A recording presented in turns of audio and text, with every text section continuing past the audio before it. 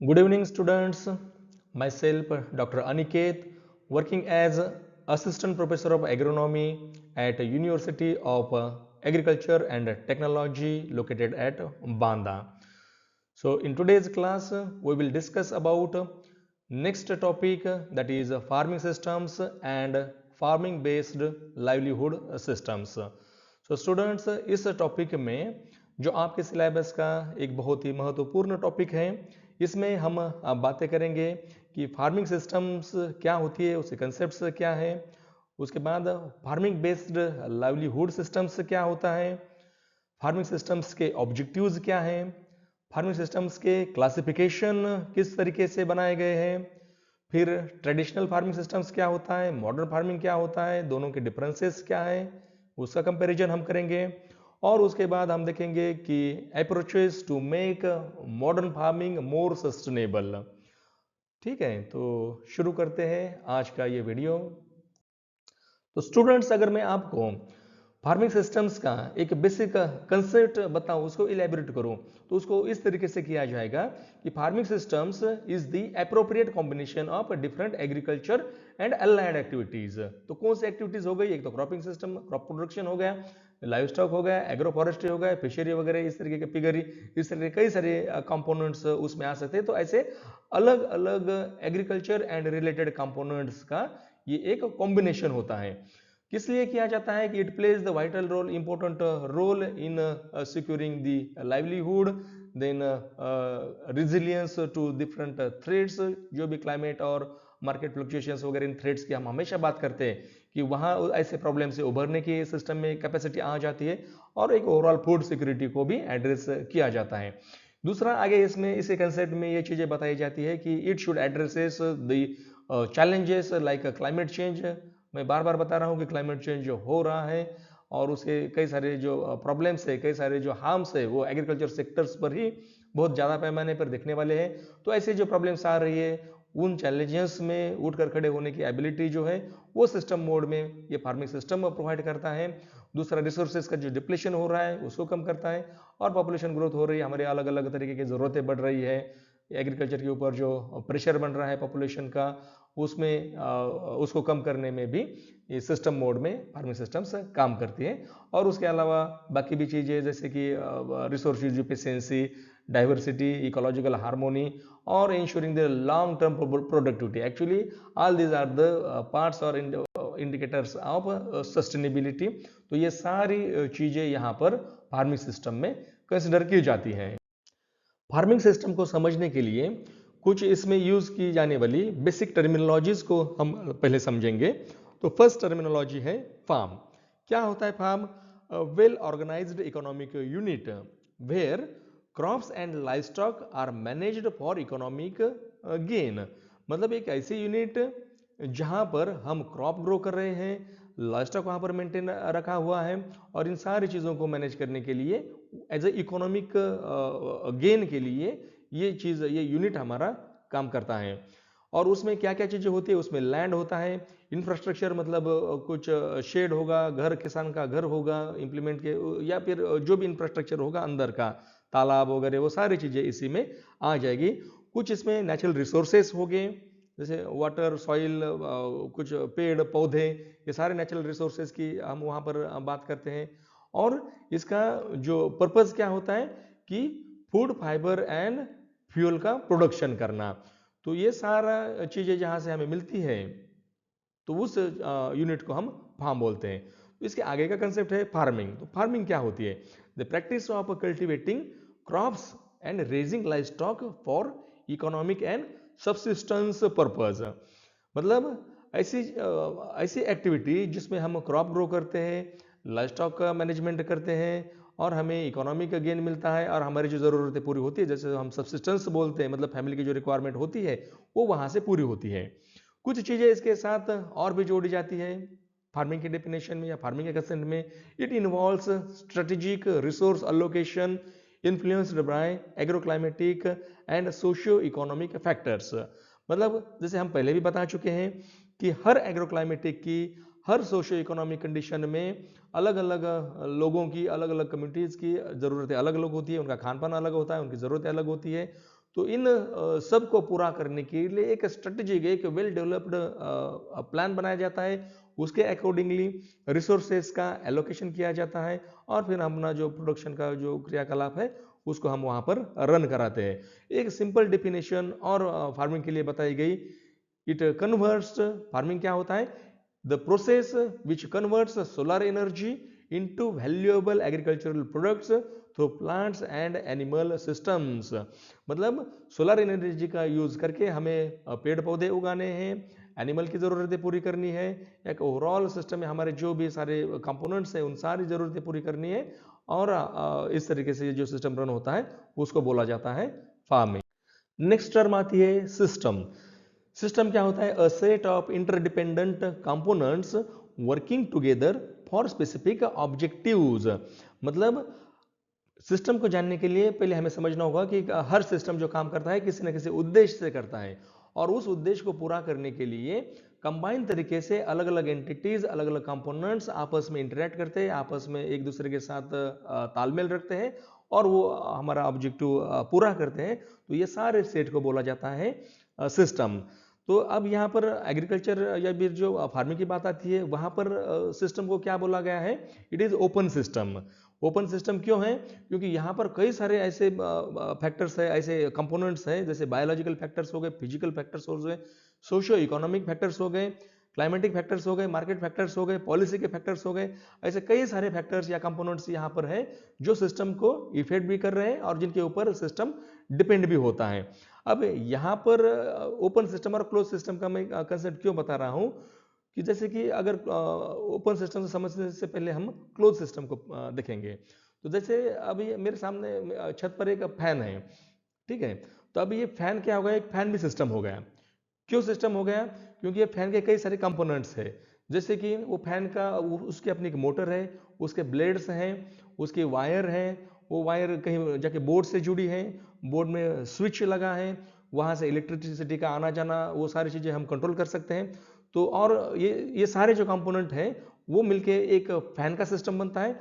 और वो किस लिए, फैन किस लिए बनाया गया है? उसका भी एक ऑब्जेक्टिव है, हमें हवा देने के लिए फैन को बनाया गया है। तो इस सिस्टम का एक ऑब्जेक्टिव है और जब ये सारे कंपोनेंट मिलके आपस में इंटरेक्ट करेंगे, आपस में मिलके काम करेंगे, तब जाके वो फैन जो अपना ऑब्जेक्टिव है उसको पूरा कर पाएगा, मतलब हवा देने का काम कर पाएगा। अब इसको मैंने क्लोज सिस्टम क्यों कहा? क्योंकि यहाँ पर हर चीज़ कंट्रोल्ड है। हम स्विच से हर चीज़ कंट्रोल कर रहे हैं कि इलेक्ट्रिसिटी कितनी आनी कितनी जानी है, हम उसका स्पीड मेंटेन कर पा रहे हैं और हमारे परमिशन के बगैर वो ना तो ऑन ऑफ होगा, ना तो उसकी स्पीड अपने से मन से ही वो चेंज करेगा। तो इसलिए वो फुली कंट्रोल्ड सिस्टम में इसको बोला गया है एक क्लोज्ड सिस्टम। अब फार्मिंग की अगर मैं बात करूं तो मैंने इसको बोला ओपन सिस्टम। क्यों? क्योंकि जैसे मैंने बताया कि यहाँ पर कई सारे फिजिकल, बायोलॉजिकल, इकोनॉमिक कई सारे फैक्टर्स ऐसे हैं कि जिनके ऊपर कंट्रोल रखना बहुत मुश्किल होता है। कुछ हद तक हम इन पर कंट्रोल कर सकते हैं, लेकिन हर फैक्टर के ऊपर 100% कंट्रोल करना ये पॉसिबल नहीं है। उसके कारण क्या होता है, कई बार जो सिस्टम होता है हमारे ऑब्जेक्टिव के पूरा करते समय अपने अपने स्तर से ही अपने अपने चाल से चलता है और या फिर हम बताएंगे कि जो हमने जिस तरीके से उसको डिज़ाइन किया था उसको हट के दूसरे तरीके से भी परफॉर्म कर सकता है, इसलिए ये होता है ओपन सिस्टम। तो इसमें जो चेंजेस आने वाले हैं एक्सटर्नल फैक्टर के कारण उसको फार्मिंग सिस्टम में रोका नहीं जाता है, रोका जा नहीं सकता है। हाँ बिल्कुल ये सही है कि कुछ हद तक इसको कंट्रोल करना पॉसिबल है और कुछ हद तक कंट्रोल करके ही हम अपना फूड सिक्योरिटी बढ़ाना, इनकम बढ़ाना, एम्प्लॉयमेंट बढ़ाना, ये सारी चीज़ें जो है उसको अचीव करने की कोशिश करते हैं। अब यहाँ पर फिर से कंसेप्ट ऑफ फार्मिंग सिस्टम्स बताया गया है। मैंने ऑलरेडी जो इंट्रोडक्शन की जो स्लाइड थी वहाँ पर बता दिया था, फिर से एक बार यहाँ भी बता देता हूँ कि फार्मिंग सिस्टम्स क्या होता है। It integrates various agricultural activities, कई सारे मैंने एग्जांपल्स दिए थे, क्रॉपिंग सिस्टम, फिर अपना live stock, agro forestry, fishery, कई सारी चीज़ों का इंटीग्रेशन करना। और क्यों करना है ये? Maximise resource use efficiency, sustain land productivity, maintain ecological balance and ensure economic viability. मतलब फार्मर्स का जो इनकम है वो सारी चीज़ें बढ़नी चाहिए और हमेशा ही उसमें उत्तरोत्तर बढ़ोतरी होनी चाहिए, कभी डाउन नहीं जाना चाहिए। अब फार्मिंग सिस्टम्स का कंसेप्ट वैसे पुराना है, इसकी कुछ डेफिनेशंस कुछ साइंटिस्ट ने जो दी थी उसके ऊपर हम थोड़ा सा चर्चा यहाँ पर करेंगे। तो फ्रेस्को एंड वेस्टफैल ने इसकी डेफिनेशन दी थी। उनके अकॉर्डिंग एक्चुअली इन सारे जो डेफिनेशंस मैंने यहाँ पर 4 साइंटिस्ट की जो डेफिनेशन दी है, उन सब ने उन्होंने रिसोर्स अलोकेशन पर ही जोर दिया है। इस सिस्टम में हम रिसोर्स अलोकेशन किस तरीके से करते हैं और रिसोर्स अलोकेशन एक इंटीग्रेटेड मोड में करना जरूरी है, इसी पर इन्होंने फोकस किया है। तो फ्रेस्को एंड वेस्टफैल की डेफिनेशन ये बताती है कि farming system is a decision making framework integrating house hold, cropping and livestock systems. मतलब हाउस होल्ड मतलब जो वहाँ पे फार्म फैमिली है, एक पूरा परिवार, वो परिवार वहाँ पर चलने वाली क्रॉपिंग एंड वहाँ पर पलने बढ़ने वाले रेयर किए जाने वाले लाइव स्टॉक। इन्होंने थोड़ा सा दायरा लिमिटेड कर दिया था कि लाइव स्टॉक, क्रॉपिंग और हाउस होल्ड इनके बीच के इंटरेक्शंस के बारे में इन्होंने बताया था। तो उसको और इलेबोरेट किया गया दूसरी डेफिनेशन में। जैसे रुथनबर्ग की जो डेफिनेशन है वो बताती है कि a system where interconnected production units share resources. अब यहाँ पर कोई मतलब लाइफ स्टॉक हो, कोई क्रॉपिंग का हो, ऐसा कोई लिमिटेशन नहीं है। एग्रीकल्चर से रिलेटेड कई सारे प्रोडक्शन यूनिट्स हो सकते हैं जो एक दूसरे के साथ इंटरकनेक्टेड है और आपस में रिसोर्सेज को शेयर कर रहे हैं। रिसोर्सेज क्या हो सकता है? कोई भी नेचुरल रिसोर्सेज होते हैं, लैंड, वाटर, इस तरीके के, या फिर कोई भी इनपुट जो हम प्रोवाइड कर रहे हैं, बाहर से लगा रहे हैं, उसमें पैसा लगा रहे हैं, कुछ मशीन लगा रहे हैं, कुछ अपने लेबर के एफर्ट्स लगा रहे हैं। ये सारी चीज़ों को इंटीग्रेशन होना अलग अलग प्रोडक्शन यूनिट्स में, तो इन रिसोर्सेज के माध्यम से उसको जोड़ना, उसको रुथनबर्ग ने फार्मिंग सिस्टम बोला। फिर कोलिंसन ने एक डेफिनेशन दी थी, उनके अकॉर्डिंग वो भी क्या बताते हैं कि resource allocation strategy shaped by local needs and enterprise integration. Integration की तो बात यहाँ पर है ही। इंटरप्राइजेस का मीनिंग यहाँ पर क्या है? अलग अलग कंपोनेंट्स, जो फार्मिंग के अलग अलग कंपोनेंट्स होते हैं उनको यहाँ पर कई बार हम इंटरप्राइजेस बोलते हैं। तो ऐसे कंपोनेंट्स का इंटीग्रेशन होना, और वहाँ पर क्या है, as per the local need. Local need पर इन्होंने थोड़ा सा फोकस किया कि लोकल नीड के अकॉर्डिंगली वो कंपोनेंट्स वहाँ पर इंक्लूड करने चाहिए। फिर उसमें रिसोर्सेज का शेयरिंग होना चाहिए, रिसोर्सेज का अलोकेशन होना चाहिए, और फिर वहाँ से हम अपने टारगेट्स को अचीव करें प्रोडक्शन और वो चीज़ें बढ़ाने की। फिर लाल एंड मिलर ने एक डेफिनेशन दिया था, उनके अकॉर्डिंग ये भी क्या है, स्ट्रेटेजिक रिसोर्स मैनेजमेंट अप्रोच है। और किस लिए इन्होंने थोड़ा सा आगे जोड़ दिया कि हमें इकोनॉमिक्स का भी ध्यान रखना है। क्या कहा उन्होंने? Strategic management resource management approach balancing economic and ecological sustainability. मतलब इन्होंने इस बात को ऊपर जोर दिया कि ठीक है, हमें इकोनॉमिक्स अपना बढ़ाना है, प्रोडक्शन और इकोनॉमिक्स इनकम बढ़ाना ही है, लेकिन उसके साथ हमें इकोलॉजिकल सस्टेनेबिलिटी, इकोलॉजिकल बैलेंस का भी ख्याल रखना है। नेक्स्ट कंसेप्ट आता है फार्मिंग बेस्ड लाइवलीहुड सिस्टम्स का। अब यहाँ पर एक चीज़ आप समझ लीजिए, ये कोई अलग से नहीं, जो कोर्स का भी नाम है अपने FBLS farming based livelihood systems, that is nothing but the ALS। हमने पिछले वीडियो में जो ALS की बात की थी, एग्रीकल्चर लाइवलीहुड सिस्टम्स, तो उसी को फार्मिंग बेस्ड लाइवलीहुड सिस्टम भी उसी के इक्विवेलेंट हम मान सकते हैं। तो वहाँ पर क्या है कि जो हमें फार्म या एग्रीकल्चर रिलेटेड एक्टिविटीज़ तो करनी है, ये जो लाइवलीहुड का जो टाइप है, जो क्लास है, वहाँ पर क्या है, बेस में है एग्रीकल्चर या फिर फार्मिंग बेस्ड एक्टिविटी, और उसके साथ हम जोड़ रहे हैं certain other non farm activities, जो कल की वीडियो में हमने बात की थी, इससे पहले वाली वीडियो में, तो वो सारी चीज़ें इसमें हम इंक्लूड कर सकते हैं। अब इसके कैरेक्टरिस्टिक्स क्या है, इसको हम कैरेक्टरिस्टिक्स भी बोल सकते हैं, इसके ऑब्जेक्टिव्स भी बोल सकते हैं। तो उसमें पहली बात तो आती है डाइवर्सिफिकेशन ऑफ इनकम। मतलब जैसे मैंने बताया कि on farm and off farm, मतलब फार्मिंग की और नॉन फार्मिंग की एक्टिविटीज़ को इंटीग्रेट करना, तो इस तरीके से इनकम का डाइवर्सिफिकेशन हो जाता है। उसमें मेजर ऑब्जेक्टिव होता है रिड्यूसिंग द रिस्क। फिर दूसरी चीज़ आती है एसेट यूटिलाइजेशन के बारे में। हमें पता है कि अलग अलग तरीके के एसेट्स होते हैं, land, labour, social networks, financial assets, human assets, उन सारी चीज़ों को यूटिलाइज मैक्सिमम लेवल पर उसको यूटिलाइजेशन करना, इसका कैरेक्टरिस्टिक होता है। देन इसमें आता है कि रेजिलियंस एंड अडेप्टेबिलिटी। जो भी क्लाइमेट चेंज जैसे फैक्टर्स हो गए या फिर मार्केट फ्लक्चुएशंस हो गए, उसके कारण जो सिस्टम का लॉस होना है, उस लॉस को उभरने की और उसके अंदर सक्षम बने रहने की जो क्षमता है, वो यहाँ पर ऑफर की जाती है। और चौथी इंपॉर्टेंट बात होती है इंटरकनेक्टेडनेस। इस चीज़ को आप थोड़ा सा समझिए कि इसके अब ये फार्मिंग बेस्ड लाइवलीहुड सिस्टम अगर काम कर रहा है तो उसके कई सारे कंपोनेंट्स हैं। मैंने जैसे बताया कि हाउस होल्ड उसका खुद एक कंपोनेंट होता है, फिर इससे एक सोशल सिस्टम होती है, ये कुछ इकोनॉमिक्स के इंडिकेटर्स होते हैं, और एनवायरमेंटल अलग अलग फैक्टर्स होते हैं। तो ये सारी चीज़ें एक दूसरे के साथ इंटरकनेक्टेड होती है। मतलब जैसे कि हाउस होल्ड है, अकेला हाउस होल्ड अपना यहाँ पर काम नहीं चला सकता है, उसको कोई प्रोड्यूस कर रहा है कहीं पर तो किसी को बेच भी रहा है, कोई एक सर्विस प्रोवाइड कर रहा है तो दूसरे की सर्विस यूज भी कर रहा है। तो इस तरीके का सोशल इंटरकनेक्टेडनेस होता है। दूसरा सोशल इंटरकनेक्टेडनेस की बात वहाँ पर आते हैं जहाँ पर हम कोऑपरेटिव वेज में कई सारी चीज़ें उसके साथ डील करते हैं और फार्मिंग की इनकम को बढ़ाने की कोशिश करते हैं, तो वहाँ पर एक सोशल इंटरकनेक्टेडनेस हो गया। इकोनॉमिक इंटरकनेक्टेडनेस मतलब अलग अलग तरीके से जो फाइनेंस हो गया, क्रेडिट फैसिलिटीज़ हो गई, लोन्स हो गए, इस तरीके से इकोनॉमिक इन्वॉल्वमेंट करना। कोई इनकम कमा रहा है तो कोई मान के चलो कि कोई चीज़ खरीद रहा है तो दूसरे का वो इनकम दे रहा है, जहाँ जहाँ से परचेस कर रहा है उसको उसका वो इनकम बढ़ा रहा है। यही सिमिलर तरीके का इंटरकनेक्टेडनेस हर चीज़ के हर पैरामीटर के हर प्रोडक्शन के फैक्टर में होता है।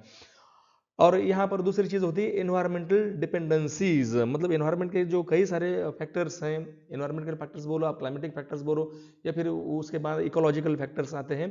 तो ये सारी चीज़ें एक एक दूसरे के ऊपर इनका डिपेंडेंस होता है, और उसी डिपेंडेंस को पहचानना, उनका स्टडी करना और उसके अकॉर्डिंग हमारे सिस्टम को बनाना, उसको गढ़ना और उसको रन करना, यही मेन ऑब्जेक्टिव होते हैं फार्मिंग बेस्ड लाइवलीहुड सिस्टम के। अब इस स्लाइड में बात करेंगे ऑब्जेक्टिव्स ऑफ फार्मिंग सिस्टम्स। क्या उद्देश्य है फार्मिंग सिस्टम्स को किसी भी स्टडी करने की या उसको इम्प्लीमेंट करने की। तो first objective is optimise resource utilisation.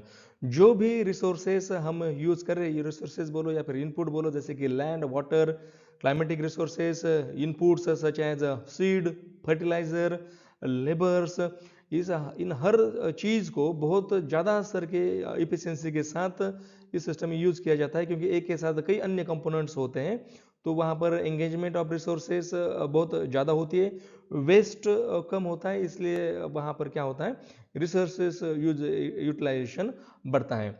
Second objective है सस्टेनेबल एग्रीकल्चर। अब सस्टेनेबल एग्रीकल्चर का मतलब वो कहाँ से अचीव हो पाता है कि जैसे कि हम सॉइल की फर्टिलिटी मेंटेन कर पाए, लैंड का डिग्रेडेशन हमने नहीं होने दिया, तो ऐसे सारी चीज़ें जब हम अचीव कर पाते हैं तो उसको सस्टेनेबल एग्रीकल्चर सिस्टम बोलते हैं। और जैसे कि फार्मिंग सिस्टम में हम कई सारे farming practices like crop rotation, cover cropping, minimum और रिड्यूस टिलेज, देन ये चीज़ें फॉलो करते हैं। उसके बाद बायोडाइवर्सिटी का भी प्रोटेक्शन करते हैं।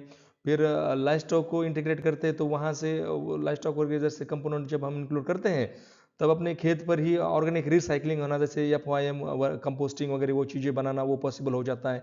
तो ये सारी चीज़ें मिलकर क्या करती हैं, नेचुरल इकोलॉजिकल प्रोसेसेस को बढ़ावा देती हैं, और इनके कारण हम बोलते हैं कि यहाँ पर सस्टेनेबल एग्रीकल्चर मतलब फर्दर लैंड का डिग्रेडेशन नहीं हो पाता है और हमारी प्रोडक्टिविटी भी बनी रहती है, इसलिए that is the way of sustainable agriculture. तीसरा ऑब्जेक्टिव है adaptability to local conditions. Adaptability का मीनिंग होता है कि अनुकूलन। जो भी लोकल कंडीशंस होती है वहाँ पर उसकी अनुकूलता ज़्यादा होती है। क्यों होती है? क्योंकि हम फार्मिंग सिस्टम के कंपोनेंट्स या फिर उसके मॉडल्स ही ऐसे डेवलप करते हैं कि उसमें पहले कई सारे जो फैक्टर्स होते हैं लोकल कंडीशन के, क्लाइमेटिक फैक्टर्स हो गए, सोशियो इकोनॉमिक फैक्टर्स हो गए, मार्केट के फैक्टर्स हो गए, इन सब को कंसिडर करके ही कोई भी सिस्टम को फॉर्मुलेट किया जाता है। इसलिए अपने आप ही वो उस वहाँ की जो लोकल कंडीशन है उसके लिए एक प्रैक्टिकली कन्वीनियंट होती है, इकोनॉमिकली फिजिबल वाइबल होती है और प्रॉफिटेबल भी होती है। चौथा कंपोनेंट आता है फूड एंड न्यूट्रिशनल सिक्योरिटी। कई सारे कंपोनेंट्स आप इसमें कर रहे हो, जैसे क्रॉपिंग है, वेजिटेबल्स है, हॉर्टिकल्चर कंपोनेंट्स है, लाइव स्टॉक है, वहाँ से हमें दूध मिलता है, फिशरीज होती है, मीट मटन सारी चीज़ें वहीं से, एग्स उस फार्म से हमें मिल रहे हैं, तो वो क्या कर रहा है, फूड एंड न्यूट्रिशनल सिक्योरिटी को उस फार्म फैमिली की, हाउस होल्ड की, उसको इंश्योर कर रहा है। पांचवा ऑब्जेक्टिव है इकोनॉमिक स्टेबिलिटी। अब इतना सारा डाइवर्सिफिकेशन जो होता है वो उससे क्या होता है कि अलग अलग कंपोनेंट से अलग अलग स्तर का इनकम या फिर रेवेन्यू जनरेशन होता है, और कोई एक कंपोनेंट फेल भी हो जाए तो हमें कहीं ना कहीं से इनकम चलती रहती है, तो इसलिए इकोनॉमिक स्टेबिलिटी सिस्टम में आ जाती है। फिर सिक्स्थ ऑब्जेक्टिव है रिस्क मिटिगेशन। जैसे मैंने कहा कि बहुत सारे कंपोनेंट का हम इंक्लूजन यहाँ पर कर रहे हैं, तो जो भी रिस्क होती है, वल्नरेबिलिटी जो होती है, क्लाइमेटिक कंडीशंस हो, वेदर की रिस्क हो, फिर मार्केट फ्लक्चुएशंस हो, किसी डिसीजेस पेस्ट का अचानक से आने वाला अटैक हो, जैसे बीच में ही कुछ दिनों पहले टिड्डी का अटैक आया था, लोकस्ट का, तो वहाँ पर कई सारी फसलें खत्म हो गई थी। तो इस तरीके से एक कंपोनेंट किसी रिस्क के कारण खत्म हो जाता है तो किसी ना किसी कंपोनेंट से, किसी ना किसी पार्ट से फार्मर को इनकम मिलती है, इसलिए क्या होता है, उसका रिस्क कम होता है। मिटिगेशन मतलब शमन, रिस्क डाउन हो जाती है वहाँ पर। तो सेवंथ ऑब्जेक्टिव है एम्प्लॉयमेंट जनरेशन। अब हम कई सारे कंपोनेंट्स यहाँ पर कर रहे हैं, तो ऑब्वियसली क्या होगा, फार्मर के यहाँ पर हर समय किसी न किसी कंपोनेंट में काम होगा। जैसे कोई किसान अगर ओनली मोनोक्रॉपिंग करता है तो वहाँ पर एक सीजनल काम वहाँ पर होते हैं, जैसे सोइंग के समय काम होगा, बीच में कभी वीड निकालनी है, कभी इरिगेशन करना है, उस समय काम होगा, या फिर डायरेक्टली फिर हार्वेस्टिंग के समय काम होगा। जब ये बात कर रहा हूँ मैं, जब हम मोनोक्रॉपिंग या बस ओनली क्रॉपिंग के ऊपर डिपेंडेंसी हमारी रहती है। अब ये फार्मिंग सिस्टम में क्या होता है, कई सारे कंपोनेंट होते हैं, इसलिए कभी क्रॉपिंग में आपको काम मिलेगा, कभी हॉर्टिकल्चर के वो वेजिटेबल का काम रहेगा, कभी फ्रूट में काम रहेगा, कभी, और जानवरों का तो डेली का रूटीन है ही, उनको दोहनी करना, उनकी साफ सफाई करना, उनका चारा पानी करना। तो इस तरीके से साल भर उस फार्म फैमिली को, उसके हर सदस्य को, बच्चे से लेकर बूढ़े तक, हर किसी को अपने अपने कार्य क्षमता के अनुसार वहाँ पर काम मिलेगा ही मिलेगा, इसकी यहाँ पर गारंटी होती है। और वही चीज़ क्या होती है, जिसके कारण जो माइग्रेशन हो रहा है, रूरल एरिया से लोग भाग रहे हैं शहरों की तरफ, वो माइग्रेशन भी रुक जाएगा, क्योंकि उनको अपने खेतों में ही काम मिल पाएगा। इसलिए एम्प्लॉयमेंट जनरेशन ये फार्मिंग सिस्टम का बहुत बड़ा ऑब्जेक्टिव है। नेक्स्ट ऑब्जेक्टिव है maximise productivity per unit area. अब जो डाइवर्सिफिकेशन की बात यहाँ पर होती है फार्मिंग सिस्टम में, उसके कारण छोटे से एरिया में ही, मतलब जहाँ पर मान के चलो आपके पास 1 एकड़ का एरिया था, अब 1 एकड़ में आप जब क्रॉपिंग कर रहे थे तो उसका एक लिमिटेशन है, क्रॉप के कितना इनकम निकली, कितना प्रोडक्शन होगा। लेकिन जब 1 एकड़ में आप फसलें भी कर रहे हो, वहीं पर गाय भी पाल रही है, वहीं पर तालाब भी है, उसमें मछलियाँ भी है, पोल्ट्री भी है, तो इस तरीके से कम क्षेत्र में बहुत ज़्यादा एक्टिविटीज़ होने के कारण, बहुत ज़्यादा कंपोनेंट होने के कारण, पर यूनिट एरिया जो प्रोडक्शन होता है, जो इनकम होता है, वो बढ़ जाता है। इस स्लाइड में बात करेंगे हम क्लासिफिकेशन ऑफ फार्मिंग सिस्टम्स। बहुत इंपॉर्टेंट टॉपिक है ये इस कोर्स के लिए भी, और आगे आपके जो कॉम्पिटिटिव एग्जाम्स वगैरह, जेआरएफ या सरीफ जहाँ पर भी आप करोगे, तो ये कंसेप्ट बहुत इंपॉर्टेंट होते हैं, क्लासिफिकेशन ऑफ फार्मिंग सिस्टम। अब क्लासिफिकेशन ऑफ फार्मिंग सिस्टम्स के भी अलग अलग नज़रियों से किया गया है, कई सारे व्यूज़ है इसके, तो इसीलिए इसको क्या बोला गया है, मल्टीफेसेटेड। तो उसमें एक पहला व्यू क्या है, classification according to size of the farms. आपके फार्म की साइज कितनी है, उसके अनुसार ये क्लासिफिकेशन है। इसमें पहला टाइप है कलेक्टिव फार्मिंग। तो कलेक्टिव फार्मिंग क्या होता है कि it is nothing but the direct collection of natural plant products from uncultivated land. मतलब हम कोई फसलों का कल्टिवेशन नहीं कर रहे हैं, चाहे जंगल हो, चाहे अनकल्टिवेटेड लैंड हो, वहाँ से सीधा जाके हम कुछ इकोनॉमिक वैल्यू रखने वाले प्रोडक्ट्स है उनका कलेक्शन करते हैं। क्या क्या चीज़ें आ सकती है इसमें, हनी, गम, फ्लावर्स, सिल्कवर्म, ककून्स, इस तरीके से चीज़ें जो हार्वेस्ट की जाती है पर्टिकुलरली इन ट्राइबल एरियाज, वो होती है कलेक्टिव फार्मिंग। दूसरी चीज़ आती है, दूसरा टाइप इसमें आता है कल्टीवेशन फार्मिंग। अब कल्टीवेशन फार्मिंग में हम एक्टिव कल्टीवेशन करते हैं, जहाँ पर हमारा टारगेट होता है कि मैक्सिमम आउटपुट पर यूनिट एरिया, मतलब पर यूनिट एरिया ज़्यादा से ज़्यादा इनकम हम या फिर प्रोडक्शन हम करें, और वहाँ पर हम स्पेसिफिक क्रॉप्स ग्रो करें, या फिर कुछ अदर जो एक्टिविटीज़ हैं लाइफ स्टॉक वगैरह उनको वहाँ पर करें। तो ये आता है कल्टीवेशन फार्मिंग में। तो इसमें से भी उसके सब टाइप्स हैं। पहला है स्मॉल स्केल फार्मिंग। अब स्मॉल स्केल फार्मिंग मतलब छोटे छोटे लैंड में with limited capital, labour and resources, छोटे लैंड में कम इन्वेस्टमेंट के साथ जो फार्मिंग की जाती है उसको बोलते हैं स्मॉल स्केल फार्मिंग। अब इसके कुछ एडवांटेजेस है और डिसएडवांटेजेस है, प्रोस और कॉन्स मैंने जो यहाँ पर कहा है। तो उसके एडवांटेजेस क्या हैं कि इंटेंसिव कल्टीवेशन होता है, मतलब कम जगह पर हम ज़्यादा से ज़्यादा इंटेंसिव फॉर्म में, मतलब कम क्षेत्र से ज़्यादा उत्पादन निकालने के लिए कोशिश करते हैं। तो इंटेंसिव मोड में हर चीज़ वहाँ पर होती है, और छोटे स्तर पर है, इसलिए क्या farm operations easy to manage होते हैं और रिस्क भी कम होती है, क्योंकि क्षेत्र ही छोटा है तो किसी कारण मान के चलो पूरा फसल ही फेल हो गई या फिर सिस्टम कोलैप्स हो गई तो बहुत ज़्यादा आपका ना तो उसमें इन्वेस्टमेंट है, तो इसलिए लॉस भी कम हो जाएगा। और इसके कुछ जो डिसएडवांटेजेस हैं उनमें यह है कि कम क्षेत्र में कर रहे हैं तो कोई भी चीज़ अगर हम प्रोडक्शन यूनिट हमारा छोटा होता है तो उसमें कॉस्ट ऑफ कल्टीवेशन बढ़ती है, तो इस तरीके से high cost per unit area इसका एक डिसएडवांटेज है। फिर यहाँ पर हम बहुत ज़्यादा मैकेनाइजेशन नहीं कर सकते, बड़ी बड़ी मशीनरी नहीं लगा सकते जो हमारा टाइम और वो चीज़ें सेव कर सकती है। और फिर दूसरी चीज़ आती है कि कम क्षेत्र में किसान अगर कोई कर रहा है तो सीजनल एम्प्लॉयमेंट का प्रॉब्लम वहाँ पर आता है कि एक सर्टन लिमिट के बाद उसको काम ही नहीं बचता है। मान के लो 1 एकड़ का खेत है, उसमें रहेगा 10-12 दिनों का काम रहेगा हर महीने में, बाकी दिन वो क्या करेगा। तो ये चीज़ें इसमें प्रॉब्लम्स करती है। फिर इसमें दूसरा टाइप आता है लार्ज स्केल फार्मिंग, जो बड़े बड़े खेत होते हैं। अब इंडिया में तो कम बचे हैं बड़े बड़े खेत, लेकिन फॉरेन कंट्रीज़ में 500 एकड़, 1000 एकड़, 2000 एकड़ ऐसे बड़े बड़े खेत होते हैं जहाँ पर वो जो किसान फार्मिंग करते हैं उसको लार्ज स्केल फार्मिंग बोला जाता है। और उसकी खासियत होती है कि जो या फिर हम उसको एडवांटेजेस बोलेंगे, उसमें क्या है कि वो इकोनॉमीज ऑफ स्केल होता है, मतलब बड़े स्तर पर करते हैं इसलिए कंपेरेटिवली कॉस्ट कम हो जाती है और बेनिफिट बढ़ता है।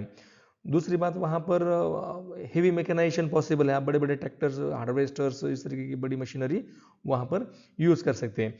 इसमें भी कुछ डिसएडवांटेजेस है, मतलब रिस्क है। पहली तो रिस्क है मार्केट फ्लक्चुएशन, मतलब मान के चलो मार्केट किसी चीज़ का, अब 500 एकड़ का मकई का खेत है और मकई का रेट अचानक से गिर गया तो उसका बहुत बड़ा लॉस हो जाएगा, क्योंकि उसके पास एक ही फसल थी। क्योंकि बड़े फार्म पर इंटीग्रेटेड मोड में अलग अलग फसलें करना वो न तो पॉसिबल होता है, ना तो मैनेजेबल होता है। पॉसिबल हो सकता है लेकिन मैनेजमेंट थोड़ा सा मुश्किल हो जाता है, ऑपरेशंस मुश्किल हो जाते हैं, इसलिए मोनोक्रॉपिंग सिस्टम वहाँ पर चलता है। एक ही क्रॉप किसान लगाते हैं और उसी में अगर कोई किसी डिजास्टर के कारण प्रॉब्लम हो जाए, मार्केट में प्राइस ड्रॉप हो जाए, तो वहाँ पर किसानों को बड़ा लॉस होता है।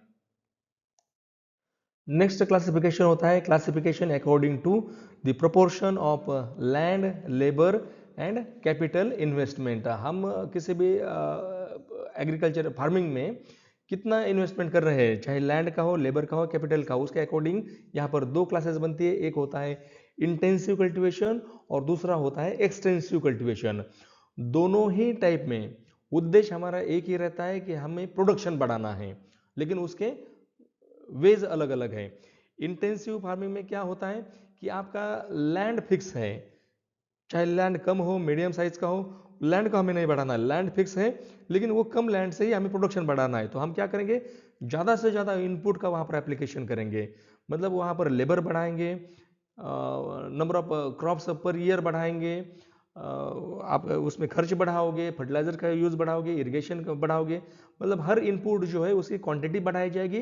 टारगेट रहेगा कि प्रोडक्शन बढ़ाना है। और दूसरी जो चीज़ आती है, दूसरा जो क्लासिफिकेशन आता है इसमें एक्सटेंसिव कल्टीवेशन। एक्सटेंसिव कल्टीवेशन में भी उद्देश्य वही है, हमें प्रोडक्शन बढ़ाना है, लेकिन यहाँ पर हम क्या करते हैं, हम अपनी जो लागत है वो नहीं बढ़ाते हैं। लेबर उतने ही रहेंगे, आपका फर्टिलाइजर हो, इरिगेशन हो, वो उतना ही रहेगा, लेकिन उसके अलावा हम क्या करेंगे, हमारा लैंड बढ़ाएंगे। मतलब जो पहले मान के चलो कॉमनली हम 5 एकड़ में क्रॉपिंग कर रहे हैं और हमें 50 क्विंटल गेहूं मिल रहा था, तो हमें अगर 100 क्विंटल करना है तो हम वहां पर लैंड बढ़ाएंगे, हम उसको 10 क्विंटल पर खेती करना शुरू कर देंगे, 10 एकड़ पर खेती करना शुरू कर देंगे। इस तरीके से यहाँ पर बढ़ाया जाता है लैंड का साइज। नेक्स्ट क्लासिफिकेशन है classification based on value of products, income और कंपैरेटिव एडवांटेजेस। उसमें जिसमें फर्स्ट सब टाइप है स्पेशलाइज्ड फार्मिंग। स्पेशलाइज्ड फार्मिंग की खासियत ये है कि जो सिंगल क्रॉप है, आप दो से ज़्यादा या तो कंपोनेंट रख सकते हो, या फिर मैं अगर क्रॉपिंग की बात करूं तो दो से ज़्यादा क्रॉप लगा भी सकते हो, लेकिन वहाँ का कैरेक्टरिस्टिक्स ये है कि मोर than 50% of the total income should received from single crop. एक क्रॉप से ही या फिर एक कंपोनेंट से ही आपको 50% से ज़्यादा इनकम होनी चाहिए, तब उसको स्पेशलाइज्ड फार्मिंग हम बोलते हैं। और इसके एडवांटेजेस में इफिशिएंट लैंड यूज इसका बड़ा एडवांटेज है। उसके साथ हम कुछ मशीनरी वगैरह वहाँ पर रख सकते हैं, तो ये भी मशीनरी के कारण हमारी लेबर और उन चीज़ों में भी बचत होती है। फिर मार्केटिंग ईजी रहती है, आपको एक ही फसल के बारे में खरीदी बिक्री करनी है तो वहाँ पर भी थोड़ा सा बेनिफिट रहता है। कुछ इसके साथ इसके डिसएडवांटेजेस भी हैं। डिसएडवांटेजेस में सबसे बड़ा डिसएडवांटेज है मार्केट जो फ्लक्चुएशन आते हैं प्राइस के, और दूसरी बात होती है किसी भी कारण क्रॉप का फेल होना। तो इन चीज़ों के कारण बहुत बड़ा लॉस हो सकता है। इसके साथ एक ही क्रॉप या एक ही कंपोनेंट बार बार करने से जो नेचुरल रिसोर्सेस हैं, पर्टिकुलरली सॉइल फर्टिलिटी वगैरह, उन तरीकों उन चीज़ों का लॉस होता है, डिटोरेशन होता है। नेक्स्ट इसमें सब टाइप है डाइवर्सिफाइड फार्मिंग। उसकी खासियत ये है कि मल्टीपल क्रॉप्स या फिर लाइफ स्टॉक कंपोनेंट्स को हम इंक्लूड करते हैं और वहाँ से इनकम स्टेबिलिटी को अचीव करने की कोशिश की जाती है। और अगर और स्पेसिफाई तरीके से हम बोले तो यहाँ पर ये चीज़ ज़रूरी है कि किसी भी एक कंपोनेंट से 50% से ज़्यादा इनकम नहीं होनी चाहिए।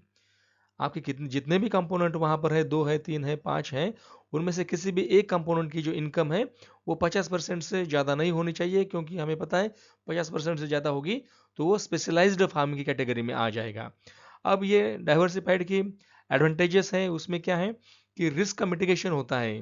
जैसे कि आप एक साथ अलग अलग क्रॉप लगा रहे हो कि एक क्रॉप फेल हो जाएगी तो किसी ना किसी क्रॉप से इनकम मिलेगा।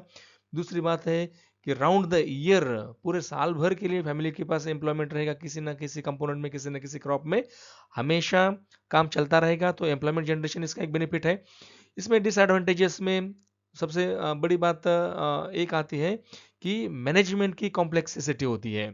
इसका मैनेजमेंट इतना आसान नहीं होता है, और हम मशीनरी वगैरह ऐसे इक्विपमेंट्स वहाँ पर मेंटेन नहीं कर सकते, क्योंकि हर अलग कंपोनेंट के लिए, हर अलग फसल के लिए हो सकता है अलग अलग मशीनरी लगे, और इतने सारे हम मेंटेन नहीं कर पाएंगे, लैंड होल्डिंग अगर छोटी है तो। और यहाँ पर लोअर प्रोडक्ट प्रॉफिटेबिलिटी की बात की गई है। एक्चुअली कई जगहों पर हम डिस्कस करेंगे, और वो वैसे ही होता है कि डाइवर्सिफिकेशन जहाँ पर भी होता है वहाँ पर प्रॉफिटेबिलिटी बढ़ती है। लेकिन एक कंडीशनल केस में मैंने यहाँ पर ये भी लिखा है कि डाइवर्सिफाइड फार्मिंग में प्रॉफिटेबिलिटी कम भी हो सकती है। उसका कारण ये है कि हम अगर सही से हर कंपोनेंट को मैनेज नहीं कर पाए, और बस हम कंपोनेंट्स एक दूसरे के साथ मिक्सिंग करके रखें और रिसोर्सेज का अप्रोप्रिएटली अलॉटमेंट ना हो जाए, तो वहाँ पर फिर ना तो हमें प्रोडक्शन मिलेगा, ना तो प्रॉफिटेबिलिटी मिलेगी। हालांकि मैक्सिमम जगहों पर हम यही बात करेंगे कि अगर हमारे पास अच्छी मैनेजरल स्किल्स है, हम रिसोर्सेज का अलोकेशन अच्छे तरीके से जानते हैं, तो डाइवर्सिफाइड फार्मर से एम्प्लॉयमेंट या सॉरी ये इनकम बढ़ती ही है। फिर नेक्स्ट सब टाइप है इसमें मिक्स्ड फार्मिंग। मिक्स्ड फार्मिंग उसको बोला जाता है जहाँ पर क्रॉप्स और लाइव स्टॉक साथ में रखे जाते हैं, और यहाँ पर कंडीशन ये रखी गई है कि जितना भी फार्मिंग से टोटल इनकम हो रहा है उसमें से कम 10% income should be from livestock component. गाय भैंस बकरी पोल्ट्री जो भी पाल रहा है किसान, वहाँ से 10% इनकम होनी चाहिए, बाकी जो इनकम है वो उसको क्रॉप से होगी। अब इसके एडवांटेजेस में ये बताया गया है कि रिसोर्सेज का अच्छे तरीके से यूटिलाइजेशन होता है, फिर एम्प्लॉयमेंट रहती है, हमेशा फार्म में काम रहता है, फिर इनकम के डाइवर्सिफिकेशन होता है तो इसलिए रिस्क कम हो जाती है। और दूसरी चीज़ ये है कि जो फूड और न्यूट्रिशनल सिक्योरिटी है उसको अश्योरेंस मिल जाता है, क्योंकि दूध वगैरह जो भी आप लाइव स्टॉक रखोगे वहाँ से आपको कुछ ना कुछ तो इकोनॉमिक प्रोडक्ट मिलता ही है, जिसकी फूड और न्यूट्रिशनल वैल्यू भी होती है। डिसएडवांटेजेस में यहाँ पर क्या है कि फिर स्किल की बात आती है कि आपको दोनों चीज़ें मैनेज करनी है, both crops and live stock, तो वहाँ पर एक्सपर्टाइज या स्किल्स होने चाहिए। और आपको रनिंग कैपिटल की हमेशा ज़रूरत पड़ेगी। क्रॉप में जनरली क्या होता है, अगर कोई आदमी बस कोई फार्मर बस क्रॉप कर रहा है तो उसको इनिशियली कॉस्ट आती है या फिर बीच बीच में कॉस्ट आती रहेगी, लेकिन ये लाइफ स्टॉक कंपोनेंट जब हम जोड़ देते तो हर दिन इसमें कुछ ना कुछ, चाहे पाउडर हो चाहे मेडिसिन हो, कोई किसी न किसी चीज़ पर डेली खर्च आता रहेगा। हालांकि उसमें उतनी भी कैपेसिटी होती है, वो खर्च को भर भर के भी निकालता है और इनकम भी हमारी बढ़ती है। नेक्स्ट इसमें सब टाइप आता है रैंचिंग। रैंचिंग किसको बोलते हैं, ग्रेजिंग लैंड होते हैं, ग्रेजिंग लैंड पर, ओपन ग्रेजिंग लैंड पर लाइव स्टॉक जो हमारे गाय बकरी भैंसे हैं उनको नेचुरल ग्रेजिंग लैंड पर चरने के लिए छोड़ देना, जिसको हम उसको रैंचिंग बोलते हैं। अभी इंडिया में ये ग्रेजिंग लैंड बचे ही नहीं है, तो जनरली ये चीज़ जहाँ पर अभी ये ग्रेजिंग लैंड मेंटेन करके रखे हैं farmers, Australia, Canada, United states वगैरह, ऐसे कंट्रीज़ में ये रैंचिंग ज़्यादातर पाई जाती है। या हमारे यहाँ पर भी जो पहाड़ों में, जंगलों में, जहाँ पर लोग अगल बगल में ट्राइबल एरिया में कुछ पशुपालन करते हैं, वहाँ पर रैंचिंग हो सकती है। फिर नेक्स्ट पार्ट आता है ड्राई फार्मिंग का।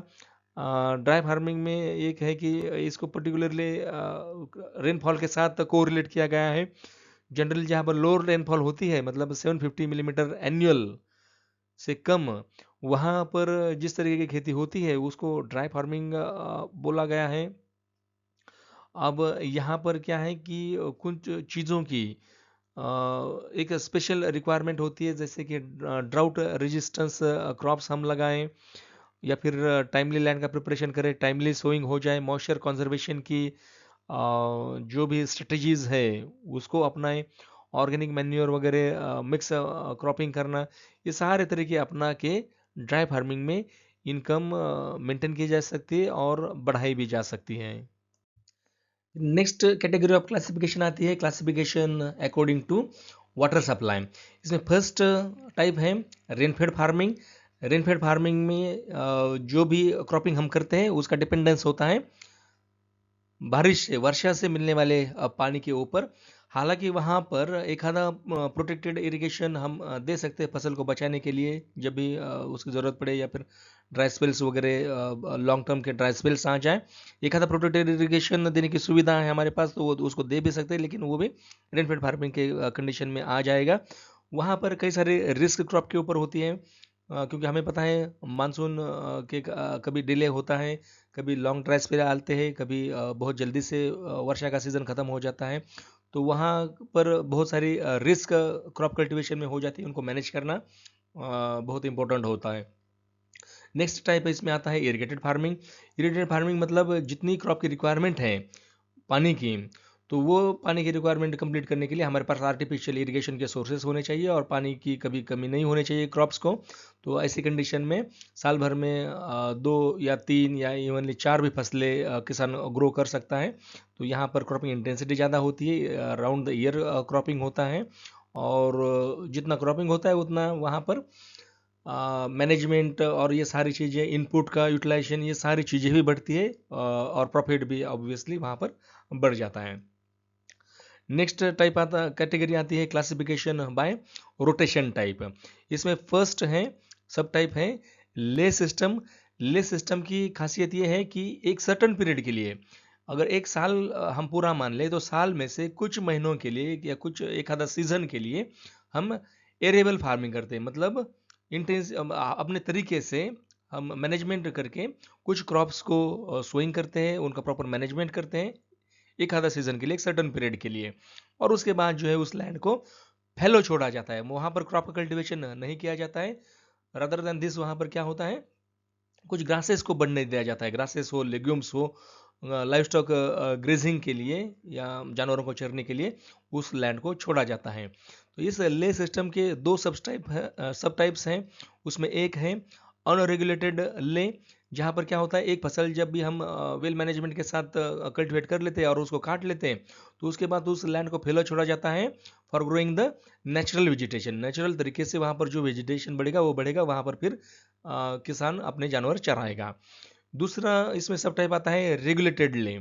रेगुलेटेड ले में जो मेन फसल है, जो कल्टिवेबल फसल है, जो एरेबल फसल है, उसको काटने के बाद वहाँ पर उस पास्चर को मेंटेन किया जाता है। वहाँ पर किसी पर्टिकुलर पास्चर की या ग्रास की, लेग्यूम की वहाँ पर सीड फेंका जाता है, ब्रॉडकास्टिंग की जाती है, उसको बढ़ने दिया जाता है, और फिर वहाँ पर बार बार रोटेशनल तरीके से ग्रेजिंग किया जाता है। मतलब कोई एक पर्टिकुलर लैंड पर है, तो कुछ पार्ट पर कुछ दिनों के लिए ग्रेजिंग किया जाता है, फिर उसको खाली छोड़ के फिर दूसरे इस पर लैंड के पार्ट पर ग्रेजिंग किया जाता है। इस तरीके से रोटेशनल ग्रेजिंग का कंसेप्ट वहाँ पर किया जाता है। और इसमें दूसरा सब टाइप है पेरिनियल क्रॉप सिस्टम, जहाँ पर लॉन्ग ड्यूरेशन के जनरली प्लांटेशन क्रॉप्स हम लगाते हैं, और जैसे कि अगर ये शुगर केन वगैरह जैसे क्रॉप्स हम लगाते हैं तो वो रटून सिस्टम में भी 3-3 4-4 सालों तक शुगर केन का क्रॉप भी लग जाता है। इसका मतलब पेरिनियल क्रॉप्स जहाँ पर भी लगाए जाते हैं टी कॉफ़ी जैसे, उसको पेरिनियल क्रॉप सिस्टम बोलते हैं। नेक्स्ट कैटेगरी ऑफ क्लासिफिकेशन आती है classification according to intensity of rotation. Intensity of rotation या फिर रोटेशन इंटेंसिटी यहाँ पर डिनोट की गई है इस कैपिटल आर लेटर से, जिसका फॉर्मूला है gross crop area upon net cultivated area into 100। तो यहाँ से हमें आर की वैल्यूज मिलती है और आर की वैल्यूज कितनी है उसके अनुसार 4 सब टाइप्स इसके बनाए गए हैं, जिसमें फर्स्ट सब टाइप है शिफ्टिंग कल्टीवेशन, जहाँ पर आर की वैल्यू 33% से कम होती है। और 33% वैल्यू क्या दिखा रही है कि जहाँ पर ज़्यादा से ज़्यादा समय जो है उस खेत का वो फैलो रहता है और फैलो सीजन से कम समय में वहाँ पर क्रॉपिंग की जाती है, मतलब फैलो का समय ज़्यादा रहेगा। फिर दूसरा टाइप आता है इसमें ले और फैलो फार्मिंग। यहाँ पर आर की वैल्यूज 33% से 66% के बीच में होती है, जो हमें ये दिखा रहा है कि यहाँ पर बैलेंस कल्टीवेशन है। बैलेंस कल्टीवेशन का मीनिंग ये हो गया कि एरिएबल फार्मिंग, मतलब हम जो क्रॉप का कल्टीवेशन करते हैं वो पीरियड जो है वो ज़्यादा है as compare to fallow season, मतलब वो खेत खाली रहने का समय कम है और वहाँ पर क्रॉप कल्टीवेशन होने का समय ज़्यादा है एक साल में। फिर तीसरी कैटेगरी आती है परमानेंट कल्टीवेशन, जहाँ पर आर की वैल्यू जो है 66% से ऊपर होती है। इसका मतलब ये है आर की वैल्यू 66% से ऊपर कब जाएगी, जब वहाँ पर साल भर में कम से कम एक फसल हो पाएगी। इसका मतलब हमेशा उस खेत में साल भर में एक आधी फसल तो ज़रूर हुई है, तो वो तब जाके आर की वैल्यू 66% से ज़्यादा हो जाएगी। और फिर चौथा सब कैटेगरी इसमें आती है मल्टीपल क्रॉपिंग, जहाँ पर आर की वैल्यू जो है 100% से ऊपर बताई गई है। और जब भी आर की वैल्यू 100% से ऊपर जाती है उसका मतलब क्या है, वहाँ पर मल्टीपल क्रॉपिंग हो रहा है, मतलब एक साल में एक से ज़्यादा फसलें वहाँ पर हो रही हैं। सेवंथ कैटेगरी है classification by commercialisation. Classification by commercialisation, और हम इसको बोलेंगे डिग्री ऑफ कमर्शलाइजेशन, जिसमें फर्स्ट टाइप सब टाइप है कमर्शलाइज्ड फार्मिंग। कमर्शलाइज्ड फार्मिंग उसे बोलते हैं जहां पर मोर than 50% of the produce is sold in the market. 50% से ज़्यादा प्रोड्यूस जो है मार्केट में सेल किया जाता है। इसका उल्टा होता है पार्शियली कमर्शलाइज्ड फार्मिंग में, जहां पर क्या हो जाता है कि मोर than 50% of the produce is used for home consumption. यहाँ पर उस तरीके से लिखा नहीं है मैंने, लेकिन वो चीज़ उसमें ये है कमर्शलाइज फार्मिंग में more than 50% is used to sell in market, और पार्शियली कमर्शलाइज्ड फार्मिंग में क्या होता है more than 50% is used to for household consumption. और इसके अलावा तीसरी सब कैटेगरी इसमें आती है सबसिस्टेंस फार्मिंग, जहाँ पर जितना भी उगाया जाता है, जितना भी कल्टीवेशन प्रोडक्शन किया जाता है, वो सारा फैमिली के कंजम्पशन के लिए यूज किया जाता है। So that is about the classification by commercialisation. फिर एट्थ कैटेगरी है क्लासिफिकेशन की, classification according to degree of nomadism और डिग्री ऑफ नोमैडिक। यहाँ पर ये चीज़ उनके लिए है जिनकी अपनी एनिमल रेयरिंग या लाइफ स्टॉक रेयरिंग जो फार्मर्स करते हैं, जिनके पास एनिमल्स के हर्ड्स होते हैं, मे बी शीप हो सकती है, मे बी कैटल के हर्ड हो सकते हैं, बकरियां भी हो सकती हैं।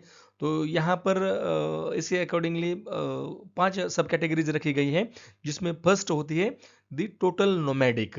टोटल नोमैडिक का कैरेक्टरिस्टिक्स में बताया गया है कि the animal owners do not have a permanent residence. उनके अपने घर नहीं होते हैं, ना तो वो कोई कल्टीवेशन की प्रैक्टिसेस, रेगुलर कल्टीवेशन की प्रैक्टिसेस करते हैं। वो हमेशा अपने हर्ड्स को, अपने एनिमल्स को लेके भटकते रहते हैं, चरवाते रहते हैं और उसी से अपना इनकम पाते हैं। दूसरा इसमें सब कैटेगरी आती है सेमी नोमैडिक। सेमी नोमैडिक में जो ओनर्स होते हैं एनिमल्स के, उनके अपने परमानेंट रेजिडेंसेस होते हैं, अपने घर होते हैं, और वो वहाँ पर कुछ सप्लीमेंट्री एक्टिविटीज़ कल्टीवेशन की, जैसे क्रॉप वगैरह कल्टीवेट करना, वो एक्टिविटीज़ भी करते हैं। लेकिन वो लॉन्ग पीरियड के लिए अपने घर से माइग्रेट कर जाते हैं और अपने एनिमल को लेके दूर दूर की जगहों पर ग्रेजिंग कराते हैं। फिर जब उनके घर और जहाँ पर वो लोकेलिटी है वहाँ पर फिजिबल कंडीशन हो जाती है साल के किसी इसमें पर्टिकुलर पीरियड में, तो वो वापस आ जाते हैं। फिर तीसरी कैटेगरी आती है पार्शियली नोमैडिक। यहाँ पर भी एनिमल ओनर्स जो होते हैं उनके अपने परमानेंट रेसिडेंसेस होते हैं, लेकिन वो क्या करते हैं, अपने हर्ड्स को नियर बाय, अपने जानवरों को नियर बाय एरिया में चराने के लिए ले जाते हैं, तो उसको बोला गया है पार्शियली नोमैड्स। फिर चौथी कैटेगरी आती है ट्रांस ह्यूमंट। ट्रांस ह्यूमंट में ये जो एनिमल ओनर्स होते हैं उनका परमानेंट रेसिडेंशिप होती है, वो अपने कल्टीवेशन, क्रॉप कल्टीवेशन वगैरह ये काम भी करते हैं, लेकिन अपने एनिमल्स को सीजनल माइग्रेशन के लिए बाहर भेज देते हैं, मतलब सीजनली चराने के लिए। जब भी किसी पर्टिकुलर समर और ऐसे कुछ सीजन में उनके यहाँ पर पानी की दिक्कत हो जाए, चारे की दिक्कत हो जाए, तो अपने चरवाहों के साथ एनिमल्स को दूर भेज देते हैं एक पर्टिकुलर सीजन के लिए, और हो सकता है ओनर लोग अपने घर पर ही रहे, तो इस सिस्टम को बोला जाता है ट्रांस ह्यूमंट। फिर पांचवी कैटेगरी आती है stationary animal husbandry. Stationary animal husbandry, इस सिस्टम में क्या है कि फार्मर्स के अपने खुद के लैंड होते हैं, और वहाँ पर वो फॉडर का प्रोडक्शन वगैरह करते हैं, राउंड द ईयर अपने विलेज में ही रहते हैं, अपने घरों में ही रहते हैं, और वहाँ पर अपने एनिमल्स का अच्छे तरीके से मेंटेनेंस करते हैं घर पर ही उगाए हुए चारे से। तो ये हो गया classification according to nomadic degree. Ninth classification में बताया गया है कि classification according to cropping and animal activities, मतलब जिस फार्मर की जिसमें स्पेशलिटी है उस तरीके से उस स्पेशलिटी को लेके उसका नाम रखा गया। जैसे कि कोई राइस और जूट जैसे फसलें कर रहा है तो राइस जूट फार्मिंग हो गई। कोई कॉफ़ी का प्लांटेशन करने वाला फार्मर है उसको कॉफ़ी फार्मर्स बोला गया। कोई ग्रेप अंगूर की खेती करता है उसको ग्रेप फार्मर बोला गया। कोई शुगर केन की करता है तो उसको शुगर केन फार्मर्स बोला गया। ऐसे जिसमें जिसका डोमिनेंस है, जिस प्रैक्टिस में वो एक होल्ड है और उसको मैक्सिमम तरीके से उसी एक्टिविटी को करता है फार्मिंग की, उस वो नाम उस फार्मर्स को, उस कैटेगरी को दिया गया है। 10th कैटेगरी में है classification by implements used, particularly जिन इम्प्लीमेंट्स के ऊपर खेती निर्भर करती है उसके अकॉर्डिंग उसको नाम दिया गया है। जैसे ज़्यादा से मैन्योर लेबर का यूज़ करके कोई स्पेड, कुदाल, फावड़ा इन चीज़ों से अगर खेती करता है तो उसको स्पेड फार्मिंग बोला गया। कोई अपने बैलों के सहारे खेती करता है तो उसको बुलक फार्मिंग बोला गया। कोई ट्रैक्टर या फिर मैकेनाइज्ड तरीके से खेती कर रहा है तो उसको मैकेनाइज्ड फार्मिंग, ट्रैक्टर फार्मिंग, इस तरीके से नाम दिए गए। अब तक जो क्लासिफिकेशंस हम देख रहे थे वो एक लिटरेचर बेस्ड, या फिर हम बोलेंगे कि एक scientific categories of farming system classification थे। अब उन्हीं में से एक जनरलाइज तरीके से इंडियन फार्मर्स अपनी लाइवलीहुड को सिक्योर करने के लिए कौन सी सिस्टम्स को अपनाते हैं, उस तरीके के अलग से कुछ फार्मिंग सिस्टम्स को रिकॉग्नाइज किया गया। अब मैं यहाँ पर क्या बता रहा हूँ, दैट असाइड उस लिटरेचर का ही एक एक्सटेंडेड वर्जन हो सकता है कि वो जो पिछले कैटेगरीज हमने देखी उसमें से कई नाम यहाँ पर रिपीट हो जाए, लेकिन यहाँ पर बताने का क्या उद्देश्य है, जो आपके सिलेबस का पार्ट है, कि ऐसे कौन से फार्मिंग सिस्टम्स हैं जिनके द्वारा इंडियन फार्मर्स अपनी लाइवलीहुड को सिक्योर करता है। तो इस तरीके से कई 20-25 फार्मिंग सिस्टम्स आइडेंटिफाई की गई। तो क्वेश्चन एग्जाम में कैसे आता है उसके अकॉर्डिंगली हमें लिखना है कि हमें एक क्लासिफिकेशन ऑफ फार्मिंग सिस्टम, ऐसा क्वेश्चन आता है तो अब तक की स्लाइड में मैंने जो भी डिस्कशन किया उस तरीके से आपको वो क्लासिफिकेशन लिखना ज़रूरी है। और अगर एग्जामिनेशन में क्वेश्चन आता है कि what are the general farming systems for securing livelihood of Indian farmer, then आपको जो आंसर में लिखना है वो क्लासिफिकेशन इस स्लाइड से आगे आपको मिलेगा। तो कौन कौन सी मेजर फार्मिंग सिस्टम्स है इंडिया में जहाँ से लाइवलीहुड सिक्योरिटी फार्मर्स की होती है, तो उसमें मैंने जैसे कहा कि कई सारे वहाँ के नाम भी यहाँ पर रिपीट हो सकते हैं, तो वो कोई मतलब अलग से बड़ी बात नहीं है, वो आप उस तरीके से लिख सकते हैं इन चीज़ों को। तो फर्स्ट टाइप है सब्सिस्टेंस फार्मिंग, जैसे मैंने बताया गया था कि जहाँ जिनकी लैंड होल्डिंग स्मॉल है और ट्रेडिशनल प्रैक्टिसेस को फॉलो करते हैं और अपने फैमिली की नीड्स को कंप्लीट करने के लिए बस जो फार्मिंग करते हैं वो हो गई सब्सिस्टेंस फार्मिंग। फिर कमर्शियल फार्मिंग हो गई जिसमें मैक्सिमम जो प्रोड्यूस है वो मार्केट ओरिएंटेड और या फिर मार्केट में सेलिंग के लिए प्रोड्यूस किया जाता है, वो हो गई commercial farming. Then mix farming जहाँ पर क्रॉप्स और लाइव स्टॉक इंटीग्रेशन किया जाता है। फिर नेक्स्ट कैटेगरी आती है integrated farming system. Integrated farming system का कंसेप्ट जो है हम आगे बहुत डिटेल में देखेंगे। आपने फार्मिंग सिस्टम का जो भी मैंने इस आज के टॉपिक में शुरू में जो फार्मिंग सिस्टम की डेफिनेशन कंसेप्ट वगैरह बताए थे, उसी का एक्सटेंडेड वर्जन है इंटीग्रेटेड फार्मिंग सिस्टम। तो वहाँ पर भी यही चीज़ होती है कि कई सारे जो कंपोनेंट्स होते हैं एग्रीकल्चर के, उनका कॉम्बिनेशन होता है। लेकिन आगे कुछ चीज़ों की और हमें बात करनी पड़ती है, उसके कुछ कैरेक्टरिस्टिक्स को मेंशन करना पड़ता है। तो इंटीग्रेटेड फार्मिंग सिस्टम के लिए एक अलग से चैप्टर रखा गया है, उसमें हम इसको और डिटेल में देखेंगे। तो यहाँ पर आगे बढ़ते हैं कि प्लांटेशन एग्रीकल्चर, जो भी प्लांटेशन क्रॉप्स होती है, टी, कॉफ़ी, रबर, जिनकी बहुत बड़ी इकोनॉमिक वैल्यू है या फिर एक्सपोर्ट वैल्यू है, इन चीज़ों के प्लांटेशन को इस तरीके की खेती को प्लांटेशन एग्रीकल्चर बोलते हैं या फिर प्लांटेशन एग्रीकल्चर फार्मिंग बोलते हैं। फिर नेक्स्ट कैटेगरी में हॉर्टिकल्चर बेस्ड फार्मिंग, जहाँ पर हम फ्रूट्स, वेजिटेबल्स, स्पाइसेस इस तरीके की चीज़ें उगाते हैं, कल्टीवेशन करते हैं, हॉर्टिकल्चर बेस्ड फार्मिंग हो गया। शिफ्टिंग कल्टीवेशन में जहाँ पर पर्टिकुलरली फॉरेस्ट एरिया में जो नॉर्थ ईस्टर्न एरिया में आज भी बहुत कम जगहों पर अभी चल रहा है, क्योंकि गवर्नमेंट के रेस्ट्रिक्शन के बाद ये शिफ्टिंग कल्टीवेशन का सिस्टम है ऑलमोस्ट बंद हो चुका है। छोटे मोटे पैमाने पर हमें कुछ पहाड़ी या जंगल या ट्राइबल एरिया में हम इसको देख सकते हैं। तो वहाँ पर क्या है कि एक पर्टिकुलर सीज़न के लिए जंगल में साफ सफाई करके वहाँ पर थोड़ा सा ज़मीन बना के लोग खेती करते हैं। फिर वहाँ की फर्टिलिटी जैसे डिक्रीज होती है, फिर वहाँ से मूवमेंट करके 2-4 सालों में दूसरी जगह खेती करने के लिए चले जाते हैं। तो ये शिफ्टिंग कल्टीवेशन हो गया।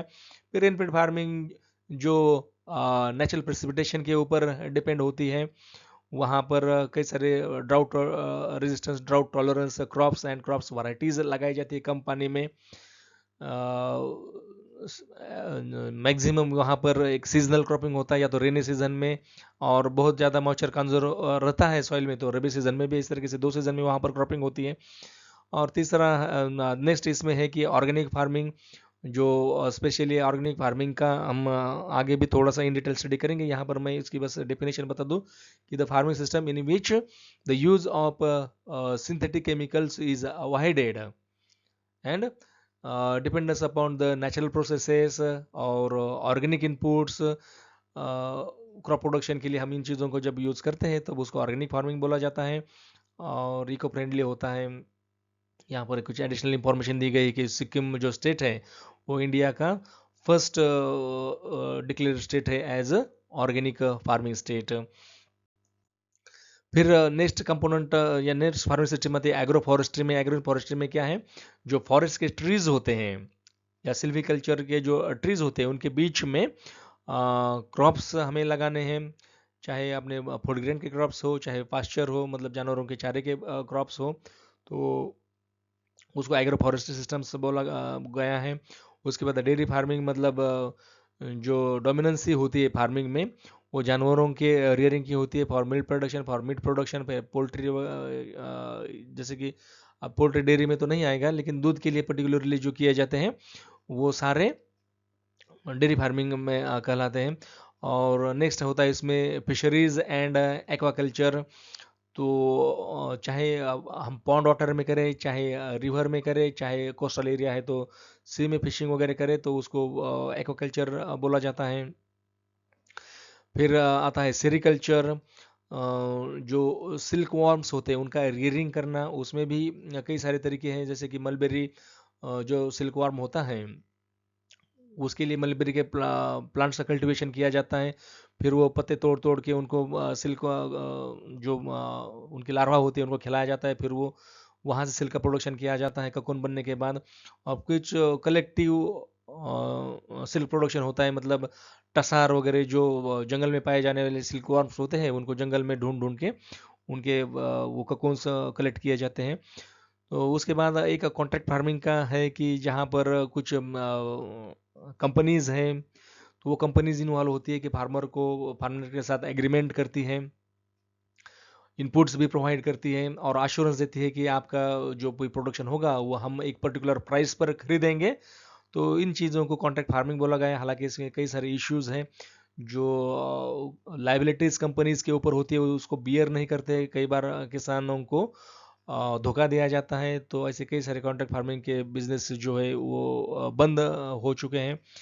कई सारे पास्ट में इसके एक्सपीरियंस ऐसे आ गए, इसलिए इंडिया में ये सिस्टम जो है बहुत ज़्यादा बढ़ नहीं पाया। लेकिन ये भी एक हो सकता है कि अगर कंपनीज किसानों के साथ धोखाधड़ी ना करे और हर कोई अपने ऑनेस्टी और रूल्स रेगुलेशन से बाउंड रहे, तो ये भी एक अच्छी चीज़ हो सकती है। नेक्स्ट आता है आले क्रॉपिंग। आले मीन्स जो भी एग्रो फॉरेस्ट्रीज के ट्रीज होते हैं उनके बीच में क्रॉपिंग करना। अब एले क्रॉपिंग हमें एज एग्रो फॉरेस्ट्री कंपोनेंट भी इसको मान सकते हैं, एग्रो फॉरेस्ट्री का एक कंपोनेंट मान सकते हैं इसको, जहाँ पर हम ट्रीज के बीच में कुछ फॉडर हो चाहे ग्रेन फूड ग्रेन्स हो उनकी खेती करते हैं। फिर poultry and live stock farming common है, पर्टिकुलर बड़े बड़े पोल्ट्री फार्म्स होते हैं या फिर जानवरों के बड़े बड़े फार्म्स होते हैं, कैटल के हो गोट के हो। फिर नेक्स्ट चीज़ आती है यहाँ पर peri urban farming. Peri urban का मीनिंग ये है कि जो भी अर्बन एरिया, जो सिटी या टाउन एरिया होता है, उनके नियर बाय जो अभी भी कल्टिवेटेड लैंड बची है वहाँ पर फार्मर्स खेती करते या फिर लाइव स्टॉक रेयरिंग करते हैं। और उनका उद्देश्य ये होता है कि जो उनकी नियरनेस जो है सिटी से, उसका बेनिफिट उठाना है, क्योंकि उनके प्रोडक्ट बहुत ज़्यादा वैल्यू में शहर में बेचे जाते हैं। और अप्रोच भी बहुत आसान रहता है कि आना जाना वो मटेरियल को बेचना, और ट्रांसपोर्टेशन की कॉस्ट वगैरह कम रहती है, और एक फिक्स मार्केट का अश्योरेंस होता है। तो इस तरीके के शहर के अगल बगल के एरिया में जो खेती की जाती है उसको पेरी अर्बन फार्मिंग बोला जाता है। फिर नेक्स्ट आता है टेरेस फार्मिंग। जो हिली एरिया होता है, बेंच टेरेसिंग, शायद मैंने क्लास में आपको बताया होगा बेंच टेरेसिंग की क्या प्रैक्टिस होती है, कि जहाँ पर स्लोपी एरिया है, हिली एरिया है, वहाँ पर कुछ एरिया के काट काट के वहाँ पर स्टेप्स, जैसे जीने की सीढ़ियाँ होती हैं, उस तरीके के स्टेप्स बनाई जाती है और वहाँ पर खेती की जाती है। तो ये हिली एरिया में जनरली ये किया जाता है। चाय के बागान वगैरह उसमें भी या फिर राइस के फील्ड्स होते हैं, उस तरीके के कल्टीवेशन इस टेरेस फार्मिंग में किए जाते हैं। फिर आता है hydroponics and vertical farming. Hydroponics मतलब ये सॉइल लेस कल्टीवेशन होते हैं क्रॉप के, जहाँ पर हाइड्रोपोनिक्स का मीनिंग ये होता है कि पानी होता है, पानी में न्यूट्रिएंट के सॉल्यूशंस डाले जाते हैं, जो एसेंशियल न्यूट्रिएंट्स जिनकी क्रॉप को ज़रूरत होती है, वो सारे न्यूट्रिएंट्स पानी में डाले जाते हैं। और बस इस तरीके से वो अरेंजमेंट किया जाता है कि रूट पानी में डूबे रहे क्रॉप के, और वहाँ से वो न्यूट्रिएंट लेता रहे, और फिर आगे चल के वो अपना प्रोडक्शन करता है। जो हाई वैल्यू क्रॉप्स होते हैं, ब्रोकोली, कॉलीफ्लावर, वेजिटेबल क्रॉप्स वगैरह जिनकी वैल्यू हाई होती है, उस तरह के क्रॉप्स यहाँ पर किए जाते हैं। वर्टिकल फार्मिंग में मतलब अलग अलग लेयर में फार्मिंग करना। जनरली हाइड्रोपोनिक्स या एरोपोनिक्स भी इसमें एक कंसेप्ट आता है कि बस जो फ्यूम्स उठती है, जो भाप बनती है, वहाँ से बस एयर से वो न्यूट्रिएंट्स एब्सॉर्ब करके वो फसलें उगाई जाती हैं। उसके लिए स्पेशल सेट्स हमें बनाए पड़ते हैं, ढांचा बनाना पड़ता है, इंफ्रास्ट्रक्चर खड़ा करना पड़ता है। थोड़ा सा कॉस्टली होता है, लेकिन अर्बन एरिया में भी ये चीज़ें करना पॉसिबल होता है। फिर आता है एक्वापोनिक्स, जैसे मैंने पिछले एक क्लास में भी इसका बताया था कि कल्टीवेशन ऑफ और rearing, fish rearing in farm ponds along with certain high value hydroponics crops, तो इसको एक्वापोनिक्स बोलते हैं। फिर एपीकल्चर, बी कीपिंग, मतलब हनी बीज को रेयरिंग करना, वो एक अलग तरीके का फार्मिंग सिस्टम हो गया। फिर पास्टोरल फार्मिंग, मतलब जिनके पास लाइव स्टॉक्स होता है, शीप, गोट, कैमल, तो ऐसे लोग जो हैं इनको ग्रास लैंड पर चराने के लिए ले जाते हैं। इसको पास्टोरल फार्मिंग बोलते हैं, जहाँ पर बड़े बड़े हर्ड्स है एनिमल्स के, वो इस सिस्टम को फॉलो करते हैं। नेक्स्ट कंसेप्ट है इस टॉपिक में traditional and modern farming systems. तो ट्रेडिशनल फार्मिंग सिस्टम्स की बात करेंगे। यहाँ पर जो परंपरागत तरीके से पीढ़ियों से जिस तरीके की खेती किसान करता आ रहा है, उसको ट्रेडिशनल फार्मिंग सिस्टम्स बोला गया है। और वो डेवलप कैसे कैसे होती गई, जब से हमारा एग्रीकल्चर शुरू हो चुका है, तब से अलग अलग तरीके से एक माइनर लेवल के इंटरवेंशंस, इनोवेशंस कर कर के कुछ साल पीछे तक, मतलब 50-60 साल पहले तक जिस तरीके से खेती चली आई, उसको हम ट्रेडिशनल बोलते हैं। तो इसके जो रूट्स हैं वो हमारे इंडिजीनियस नॉलेज में है। अपने अनुभवों से पीढ़ी दर पीढ़ी किसान इन चीज़ों को सीखता आया है। और इसकी एक खासियत ये थी कि सेल्फ सफिशिएंसी थी सिस्टम में। मतलब सिस्टम में किसी भी इस तरीके की ट्रेडिशनल फार्मिंग में किसी भी रिसोर्सेज का एक्सप्लॉयटेशन नहीं होता था, क्योंकि टेक्नोलॉजी भी इतनी मॉडर्न नहीं थी। इसलिए इरिगेशन वगैरह वो चीज़ें बहुत कम मात्रा में होती थी। फर्टिलाइज़र का उस समय यूटिलाइज नहीं होता था फसलों में। केमिकल पेस्टिसाइड्स वगैरह इन चीज़ों का यूज़ नहीं होता था। तो सिस्टम एक सेफ थी और सेल्फ सफिशिएंट थी। और पॉपुलेशन कम थी, इसलिए वहाँ पर जो लोगों की डिमांड थी, फूड डिमांड, वो भी कम थी। और उस फूड डिमांड को कम्प्लीट करने के लिए वो सिस्टम सारा सफिशिएंट था। तो जनरली इस सिस्टम की कैरेक्टरिस्टिक्स ये थे कि मिक्स क्रॉपिंग किया करते थे। मिक्स क्रॉपिंग के द्वारा जो भी अलग अलग तरीके की डाइवर्स रिक्वायरमेंट है, प्रोटीन्स की, फैट्स की, कार्बोहाइड्रेट्स की, उसको पूरा करने के लिए सीरियल्स, पल्सेस, ऑयल सीड्स ये उगाया जाते थे। फिर वहाँ पर लोकल सीड्स को यूज़ किया जाता था। ऑर्गेनिक इनपुट्स, एफआईएम, कंपोस्ट वगैरह इन चीज़ों का यूज़ किया जाता था। मतलब इनपुट जो कॉस्ट थी वो बहुत कम थी और लोकली बेस्ड इनपुट के ऊपर एग्रीकल्चर डिपेंड हुआ करता था। उसमें कुछ डिसएडवांटेजेस इस तरीके के थे कि प्रोडक्टिविटी लो थी। लेकिन जैसे मैंने कहा कि उस समय पॉपुलेशन भी कम थी, तो इसलिए उतनी कम पॉपुलेशन को फीड करने के लिए वो सफिशिएंट था। फिर लेबर इंटेंसिव, बहुत ज़्यादा मैनुअल वर्क फोर्स उसमें लगता था। और जनरली इरिगेशन की फैसिलिटीज़ वगैरह नहीं थी। तो रेन डिपेंडेंस था। जब बारिश होगी तभी फसलें उग पाएगी और या फिर अच्छे तरीके से प्रोडक्शन हो पाएगा। ये उसके कुछ कंडीशंस भी थी। तो उसके बाद मॉडर्न फार्मिंग का ईरा आ गया। अगर पर्टिकुलर हम इंडिया की बात करें तो ग्रीन रिवॉल्यूशन के बहुत बाद हम मॉडर्न फार्मिंग को बताते हैं। तो वहाँ पर कई सारे साइंटिफिक इनोवेशंस हो गए, इंटरवेंशंस हो गए और उनका यूज़ किया जाने लगा। खेती की उत्पादकता बढ़ाने के लिए ज़्यादा से ज़्यादा इनपुट्स अप्लाई किए जाने लगे। फर्टिलाइजर्स हो, इरिगेशन वाटर हो, एग्रोकेमिकल्स जैसे पेस्टिसाइड, हर्बिसाइड, फंजीसाइड्स, इनको यूज़ किया जाने लगा। तो उसके कारण प्रोडक्टिविटी तो बढ़ गई। दूसरी चीज़, इसमें मैकेनाइजेशन भी बढ़ गया और मोनोकल्चर का ट्रेंड बढ़ गया, क्योंकि जब किसानों के ध्यान में आ गया कि मैनेजमेंट के लिए मोनोक्रॉपिंग अच्छा होता है। जैसे हम नॉर्थ इंडिया की बात करें तो राइस व्हीट क्रॉपिंग सिस्टम वगैरह, इनका डोमिनेंस बढ़ गया, उनको मैनेज करने में आसानी थी। और वो मोनोकल्चर सिस्टम बढ़ गया, सिंथेटिक इनपुट्स का यूज़ बढ़ गया। प्रिजन फार्मिंग के नए नए जो टूल्स थे, जैसे GPS, GIS, remote sensing, drones, VRT, variable rate technology, simulation modelling, इस तरीके के कई सारे नए नए कंसेप्ट्स एग्रीकल्चर में यूज़ किए जाने लगे। तो इससे ये हो गया कि प्रोडक्शन बहुत ज़्यादा मात्रा में बढ़ गया, मार्केट में लोगों को बेनिफिट भी होने लगा। लेकिन यहाँ पर इनिशियली शुरू के दौर में एनवायरनमेंट का या फिर इकोसिस्टम का कम ध्यान रखा गया। अनलिमिटेड यूज़ ऑफ रिसोर्सेज के कारण जो भी नेचुरल रिसोर्सेज थे, चाहे लैंड हो, पानी हो, इनका डिग्रेडेशन होने लगा। पानी में फर्टिलाइज़र के या फिर केमिकल्स के वगैरह अवशेष, रेजिड्यू जमा होने लगे और ये कई सारे जो फ्लोरा फाउना वो नष्ट होने लगे। और इवनली ये जो रेजिड्यू है वो ह्यूमन फूड चेन में भी आ गया। तो कार्सिनोजेनिक कैंसर वगैरह जैसे डिसीजेस उनके इन्फेस्टेशन बढ़ गए। तो ये सारे ड्रॉबैक्स भी मॉडर्न फार्मिंग सिस्टम के होने लगे। अब तक तो हमारे ये ध्यान में आ गया कि दोनों ही चीज़ों के, ट्रेडिशनल फार्मिंग सिस्टम हो हमारी या मॉडर्न फार्मिंग सिस्टम हो, इन दोनों के ही प्रॉस एंड कॉन्स है, एडवांटेजेस एंड डिसएडवांटेजेस है।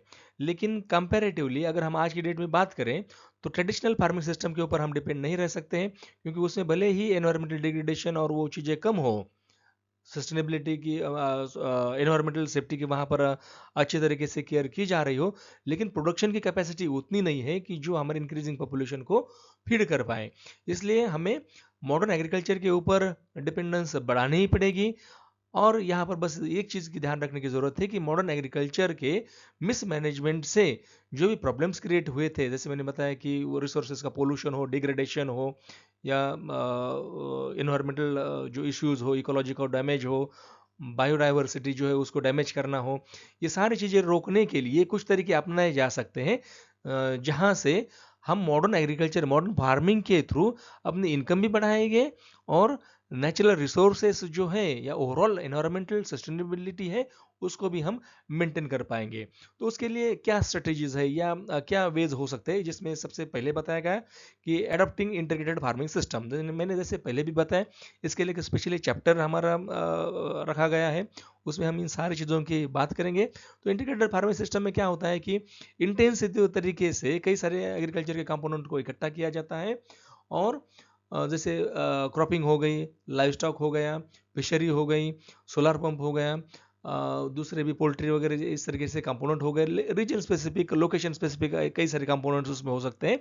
और उसमें ये ध्यान रखा गया है कि कम से कम एरिया में ज़्यादा से ज़्यादा कंपोनेंट्स को हम इन्वॉल्व कर सके, और हर कंपोनेंट का एक दूसरे के साथ इस तरीके से रिलेशनशिप रहे कि एक कंपोनेंट का जो रेजिड्यू है वो दूसरे कंपोनेंट में एज अ इनपुट काम में आ जाए, वहाँ से रिसोर्स यूज एफिशिएंसी बढ़ती है, और कोई भी मटेरियल वेस्ट नहीं होता है, जहाँ से इनकम भी बढ़ता है, अराउंड द ईयर इनकम रहता है। ऐसे कई सारे उसके बेनिफिट्स हैं, आगे देखेंगे इसको डिटेल में। तो दूसरा इसमें आता है कि एनकरेजिंग एग्रो फॉरेस्ट्री। ये बहुत ही बड़ा बहुत ही महत्वपूर्ण कंपोनेंट है एग्रो फॉरेस्ट्री का।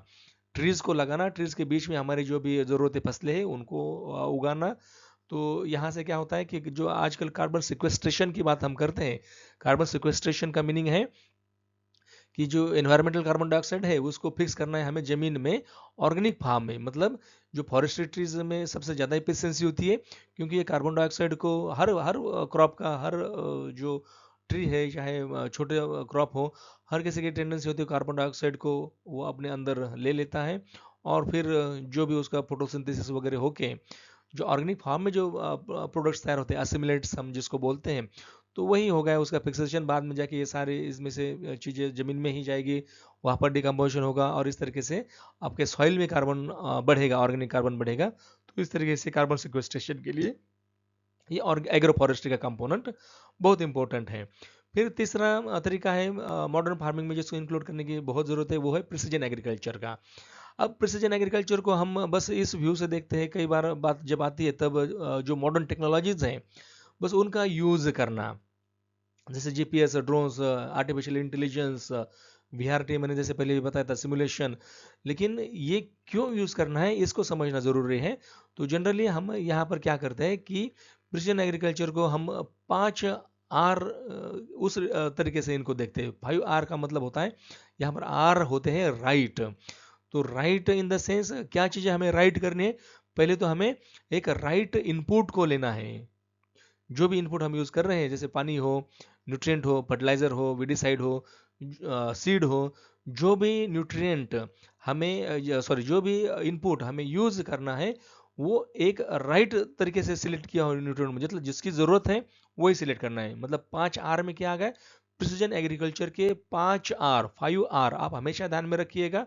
फर्स्ट आर आता है राइट इनपुट, फिर सेकंड आर आता है कि application of that input at right time, उस इनपुट को राइट टाइम पर यूज करना।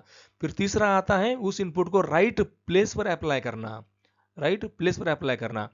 फिर चौथा आ रहा है राइट मेथड से अप्लाई करना, जो भी तरीका होगा एप्लीकेशन का वो राइट मेथड से होना चाहिए। और पांचवा आ रहा है उस इनपुट को राइट क्वांटिटी में यूज करना।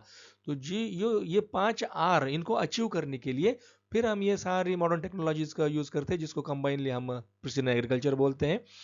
फिर उसके बाद बात आती है ऑर्गेनिक एंड नेचुरल फार्मिंग की। ऑर्गेनिक फार्मिंग तो पहले से चला आ रहा है, मैंने पहले भी इसकी डेफिनेशन बताई कि avoiding the application of synthetic chemicals in the form of fertilizers, या फिर other agrochemicals like weedicides, insecticide, pesticides, इनके ऊपर डिपेंड नहीं करना है। ऑर्गेनिक कंपोनेंट्स को ही, ऑर्गेनिक इनपुट्स को ही आपको यूज़ करना है, और पर्टिकुलरली जो लोकल बेस्ड हो, जो हमारे एनवायरमेंटल सस्टेनेबिलिटी को मेंटेन करे, हर तरीके का फ्लोरा फाउना माइक्रो ऑर्गेनिजम्स इनको कंजर्व करें, इनको प्रोटेक्ट करें।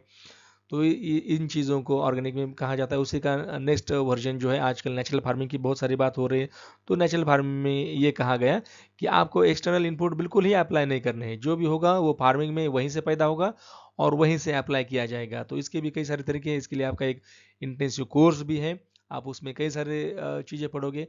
जो पर्टिकुलरली जो नेचुरल फार्मिंग का कंसेप्ट है, वो फुकुओका ने दिया था, एक जापानीज फिलोसोफर थे, साइंटिस्ट थे। उन्होंने दिया था कि एज सच हमें कुछ नहीं करना है, जिस कंडीशन में भी है बस आपको सीड बो के आना है, सीड की सोइंग कर देनी है विथ डिबलर या ब्रॉडकास्टिंग से। बाकी आपको ना तो सॉइल को डैमेज करना है, ना तो टिलेज करना है, ना तो वीड कंट्रोल करना है।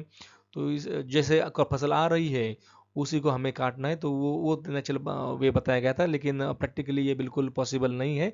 हमारी फूड जो डिमांड है उसको कभी फुलफिल नहीं कर पाएगी इंडिया जैसे कंट्री में। तो इसलिए हमारी अपनी एक सिस्टम डेवलप हो गई, जिसको पहले जीरो बजट नेचुरल फार्मिंग बोला जाता था। उसके बाद इस कंसेप्ट को BPKP मतलब भारतीय प्राकृतिक कृषि पद्धति बोला जाने लगा अब 2019 से।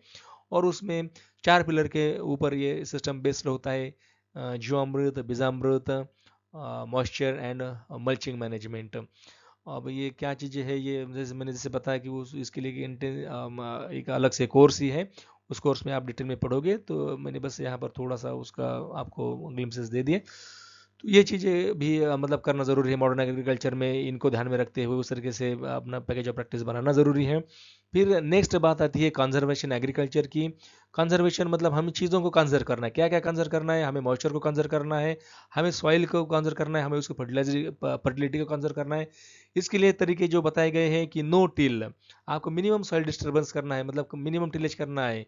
नो तो नहीं बोल सकते, लेकिन मिनिमम टिलेज वहाँ पर हमें करना है, या रिड्यूस टिलेज हमें करना है। फिर हमेशा हमें कवर क्रॉपिंग, क्रॉपिंग ऐसा मतलब जो सॉइल को कवर करके रखे, तो इरोजन वगैरह अवॉइड करने के लिए। फिर मल्चिंग और उन चीज़ों को हमें यूज़ करना है जो ऑर्गेनिक मल्चेस होते हैं, जो क्रॉप का रेजिड्यू होता है उसको एज अ मल्च यूज़ करना है। ये प्रिंसिपल्स होते हैं कंजर्वेशन एग्रीकल्चर में। इन प्रैक्टिसेस में अगर हम मॉडर्न एग्रीकल्चर के साथ जोड़ दें, तो एनवायरमेंटल सस्टेनेबिलिटी की जो प्रॉब्लम्स है वो ख़त्म हो जाएगी।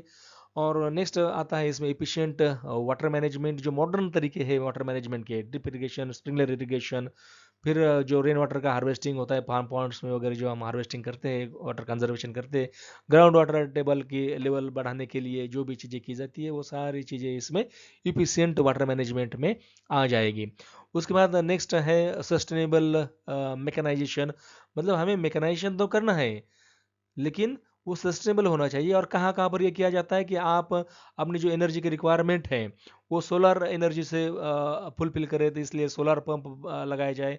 इसी के साथ सोलर डोमेस्टिक इलेक्ट्रिसिटी सिस्टम आप लगाया जाए। आपने अगर हमारे इंटीग्रेटेड फार्मिंग सिस्टम की यूनिट को विजिट किया है, तो ये सारी चीज़ें वहाँ पर है, इनको ध्यान में रखा गया है, और बहुत ज़्यादा बेनिफिट इन सब चीज़ों के हैं।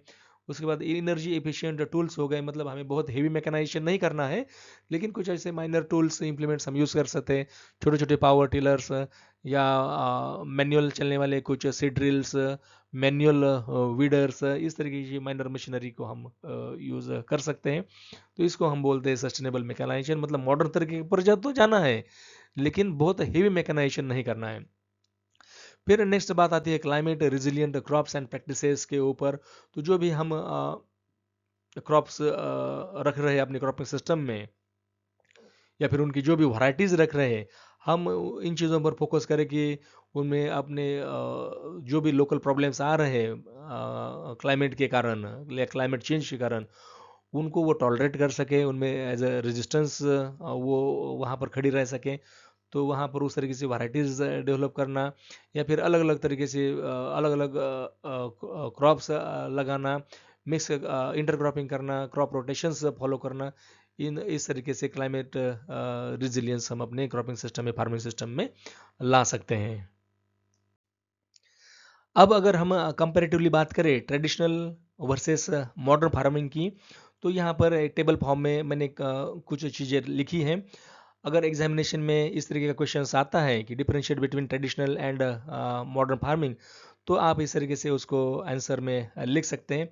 तो जो चीज़ें बताई गई है उसको देख लीजिए यहाँ पर कि ट्रेडिशनल फार्मिंग में क्या होता है, नॉलेज हमारा इंडिजिनस होता है, मतलब वो परंपरागत जो भी नॉलेज आया है उसी के ऊपर खेती किसानी आधारित होती है।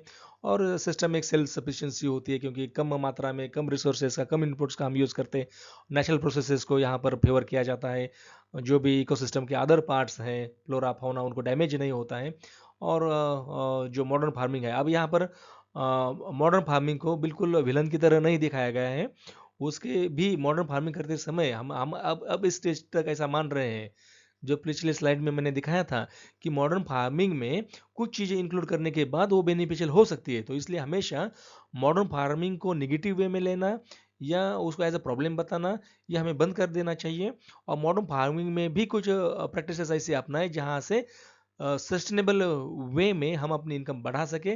तो उसको कंसिडर करते हुए यहाँ पर लिखा गया है कि ये उसमें एक साइंटिफिक एडवांसमेंट होता है और हाई एफिशिएंसी होती है। जितना भी मतलब रिसोर्सेस हम यूज़ करते हैं उसके कंपैरिजन में हमें जो आउटपुट मिलता है, आउटकम मिलता है, बहुत ज़्यादा होता है। कम लैंड से ज़्यादा हम इनकम और प्रोडक्शन पा सकते हैं।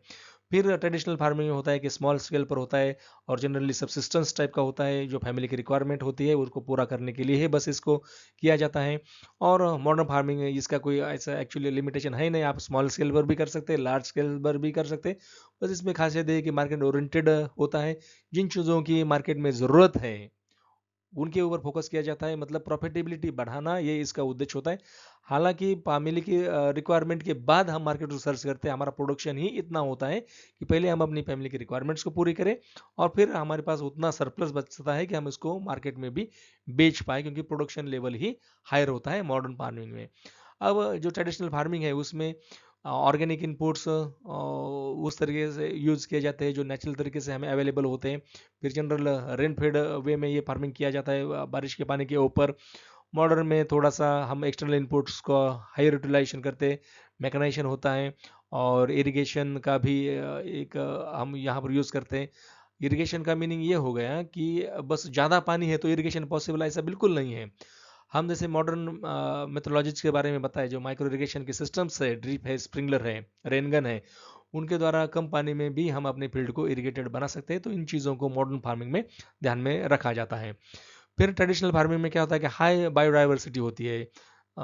मतलब वहाँ पर एक तो फैमिली की रिक्वायरमेंट सारी चीज़ें वहीं से पूरी हो जाए, इसलिए एक कंडीशन रहती थी कि हमें अपने खेत से ही दलहन मिले, तिलहन मिले, ऑयल मिले, जो भी चीज़ें चाहिए वहीं से मिले। तो इसलिए मल्टीपल क्रॉपिंग सिस्टम होती थी, छोटे छोटे ही पैमाने पर क्यों ना हो, लेकिन अलग अलग क्रॉप्स लगाया जाता था। और इसके कंपैरिजन में अगर मॉडर्न फार्मिंग की हम बात करें तो जनरली मोनोकल्चर को प्रेफर करती है, क्योंकि मोनोकल्चर में कई सारी चीज़ें आसान हो जाती है, मैकेनाइजेशन पॉसिबल हो जाता है और कमर्शलाइजेशन आसान हो जाता है। लेकिन अभी और मॉडर्न रिसेंट इरा की अगर हम बात करें तो इंटीग्रेटेड फार्मिंग सिस्टम पर यहाँ पर ज़्यादा जोर दिया जा रहा है और वो प्रमोट कर रहा है बायोडाइवर्सिटी को। मतलब भले एक तरफ से हम मॉडर्न फार्मिंग में मोनोकल्चर को मानते हैं, लेकिन आज की डेट में बायोडाइवर्सिटी प्रमोट करने के लिए, इनकम बढ़ाने के लिए इंटीग्रेटेड फार्मिंग सिस्टम का भी बहुत स्ट्रॉन्ग रिकमेंडेशन है। उसके बाद ट्रेडिशनल फार्मिंग की एक खासियत है कि प्रोडक्टिविटी लो है कंपैरेटिवली, मॉडर्न फार्मिंग की प्रोडक्टिविटी हाई होती है। जो इसके ऊपर जो लिखे गए सारे कारणों के कारण ये हम हाई प्रोडक्टिविटी अचीव कर पाते हैं। फिर ट्रेडिशनल फार्मिंग में कई सारे नेचुरल साइकिल्स और उसका ध्यान रखा गया था। बहुत ज़्यादा हेवी एक्सटर्नल इनपुट्स नहीं यूज़ होते, तो एनवायरमेंटल इम्पैक्ट उसका कम रहता था। इरिगेशन वाटर वगैरह कम यूज़ किया जाता था, केमिकल्स कम यूज़ किए जाते थे। तो उसका एनवायरमेंटल इम्पैक्ट तो वैसे कम था, लेकिन कई सारी चीज़ों में जैसे न्यूट्रिएंट डिमांड्स वगैरह कंप्लीट करने के लिए जो नेचुरल वेज है वो इनसफिशिएंट भी साबित होते थे। अब मॉडर्न फार्मिंग में इसका एनवायरमेंटल इम्पैक्ट तो वैसे हाई माना गया है। अगर हम इसको अनकंट्रोल्ड तरीके से रिसोर्सेज को यूज़ करें, इनपुट्स को यूज़ करें, तो बिल्कुल इसका निगेटिव इम्पैक्ट बहुत ज़्यादा एनवायरमेंट के ऊपर। लेकिन अब रिसेंट इरा में वो बताया जा रहा है कि ठीक है, आपको मॉडर्न फार्मिंग करनी है, लेकिन आपको सस्टेनेबल प्रैक्टिसेस करने, जैसे हमने प्रिसीजन एग्रीकल्चर और ऑर्गेनिक फार्मिंग के मॉडर्न वेज, या फिर नेचुरल फार्मिंग, या फिर जो भी इसमें इंटीग्रेटेड फार्मिंग सिस्टम, ये चीज़ें जो बताई है उनको ध्यान में रख के अगर हम मॉडर्न फार्मिंग करें तो हमारी इनकम भी बढ़ेगी और उसका जो नेगेटिव इम्पैक्ट एनवायरनमेंट के ऊपर आ रहा था वो भी नहीं आएगा। फिर नेक्स्ट होता है कि यहाँ पर जो भी प्रोड्यूस तैयार होता है तो वो कहाँ होता है, तो मैक्सिमम मैंने बताया कि फैमिली कंजम्पशन में होता है, और जो भी बचा खुचा लोकल मार्केट्स में सेल किया जाता है। और मॉडर्न फार्मिंग में क्या होता है कि कमर्शलाइजेशन की डिग्री हाई होती है, इसलिए हम किसी पर्टिकुलर मार्केट्स को टारगेट करते हो, चाहे वो नेशनल लेवल के मार्केट हो चाहे ग्लोबल लेवल के मार्केट्स हो, उनको टारगेट करके अपने प्रोडक्ट्स को हम प्रोड्यूस भी करते हैं और बेचते भी हैं। फिर यहाँ पर ट्रेडिशनल फार्मिंग में रिस्क रेजिलियंस जो मॉडरेट था, उसका कारण मैंने बताया कि कई सारे बायोडाइवर्सिटी उसमें रहती थी, मतलब क्रॉपिंग सिस्टम में डाइवर्सिटी रहती थी, इसलिए नेचुरली ही उसमें रिस्क रेजिलियंस होता था, लेकिन सेंसिटिवनेस भी उसमें ज़्यादा होती थी, क्योंकि हमारे पास इरिगेशन की फैसिलिटीज़ वगैरह वो चीज़ें नहीं थी। तो जब भी बहुत भी क्लाइमेट के एब्रेशंस आ जाएंगे तब वहाँ पर इसका नुकसान होने के चांसेस ज़्यादा रहते थे। अब मॉडर्न फार्मिंग में अगर हम मॉडर्न टेक्नोलॉजीज़ को यूज़ करते हैं, एडाप्टिव टेक्नोलॉजीज, जैसे मैंने बताया कि प्रिसीजन फार्मिंग के, वेदर फोरकास्टिंग के, डाइवर्सिटी मेंटेन करने के, अलग अलग कंपोनेंट्स को यूज़ करने के, इंटीग्रेटेड अप्रोच को फॉलो करने के, तो उन तरीकों से हमारे इस सिस्टम में हाई रेजिलेंस आ सकता है मॉडर्न फार्मिंग में भी। अब ट्रेडिशनल की ये चीज़ तो है ही कि ज़्यादा से ज़्यादा तो सेल्फ सफिशिएंसी, ये सॉरी ये सब्सिस्टेंस के लिए था, तो इनकम कम होगा वहाँ पर, और यहाँ पर कमर्शलाइजेशन ज़्यादा होता है, इसलिए इनकम की लेवल हाई होती है। तो ये सारे चीज़ें जो है आपको अगर एग्जामिनेशन में क्वेश्चन पूछा जाता है, compare the traditional and modern farming, आपको लिखनी चाहिए। तो आज की इस वीडियो के लिए इतना सफिशेंट है स्टूडेंट्स, हमने ये जो टॉपिक है फार्मिंग सिस्टम का उसको कवर कर दिया है। एक्चुअली इसमें 14 टॉपिक है टोटल, तो हमें 14 वीडियो लगेंगे ये सारे टॉपिक्स को कवर करने के लिए। तो आप ये सोच रहे हो कि एक एक घंटे की वीडियो हो रही है, 1 घंटे से ज़्यादा हो रही है, तो बोरिंग तरीके से, लेकिन इसको आपको सुनना होगा क्योंकि आप ही के लिए बनाए जा रहे हैं। दूसरा, मैं आज थोड़ा सा इसका एनालिसिस देख रहा था, पता नहीं आप लोगों के लिए हम ये चीज़ें कर रहे हैं ना, तो हमें इसमें कोई चीज़ों की बहुत ज़्यादा ज़रूरत है। मैं बस ये चाह रहा हूँ कि तुम लोग इसको समझो, देखो, सीखो। जो एक एक घंटे की वीडियो है या सवा सवा घंटे तक भी मैं इसमें डाल रहा हूँ, मैं अपना बहुत समय इसमें लगा रहा हूँ, और एवरेज जो वॉच टाइम है यहाँ पर, मैं आज देख रहा था इसका एनालिसिस, तो 5 से 6 मिनट का है। मतलब जितने लोग इसको देख रहे हैं वो बस 5 से 6 मिनट पर ऑन एन एवरेज। हो सकता है कि कई स्टूडेंट्स जो है, मुझे कई स्टूडेंट्स मिलते हैं, कल भी मिले थे, आज भी मिले, बता रहे कि यहाँ पर हमें यहाँ पर अंडरस्टैंडिंग हमारी क्लियर हो रही है। तो मुझे वो चीज़ अच्छी लगती है कि चलो बच्चों के लिए हम मतलब कुछ कर पा रहे हैं अच्छे तरीके से। लेकिन एक वो संख्या मुझे लगता है कि बहुत कम है, क्योंकि 5 से 6 मिनट का एवरेज वॉच टाइम आ रहा है। मतलब स्टूडेंट्स जो देख रहे हैं, एंगेजमेंट है 5 से 6 टाइम है। हो सकता है कि ये सारी चीज़ें आपको बोरिंग लग रही हो, लेकिन ये कोई मैं आपको ना तो मूवी की स्टोरी बता रहा हूँ, ना तो आपके एंटरटेनमेंट के लिए कर रहा हूँ। ये चीज़ें आपके कोर्स के लिए ज़रूरी है, आपको आना ज़रूरी है, आपके एग्जामिनेशन के लिए ज़रूरी है, आपके करियर के लिए ज़रूरी है, इसलिए मैं इसके लिए एफर्ट्स ले रहा हूँ।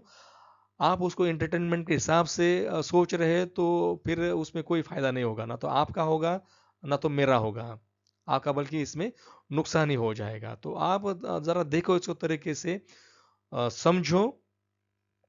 बाकी जो है हम देखेंगे, बचे हुए चैप्टर्स जो है अगले वीडियो में कवर करेंगे। तो ठीक है friends, thank you very much for joining this class, this video. Good night.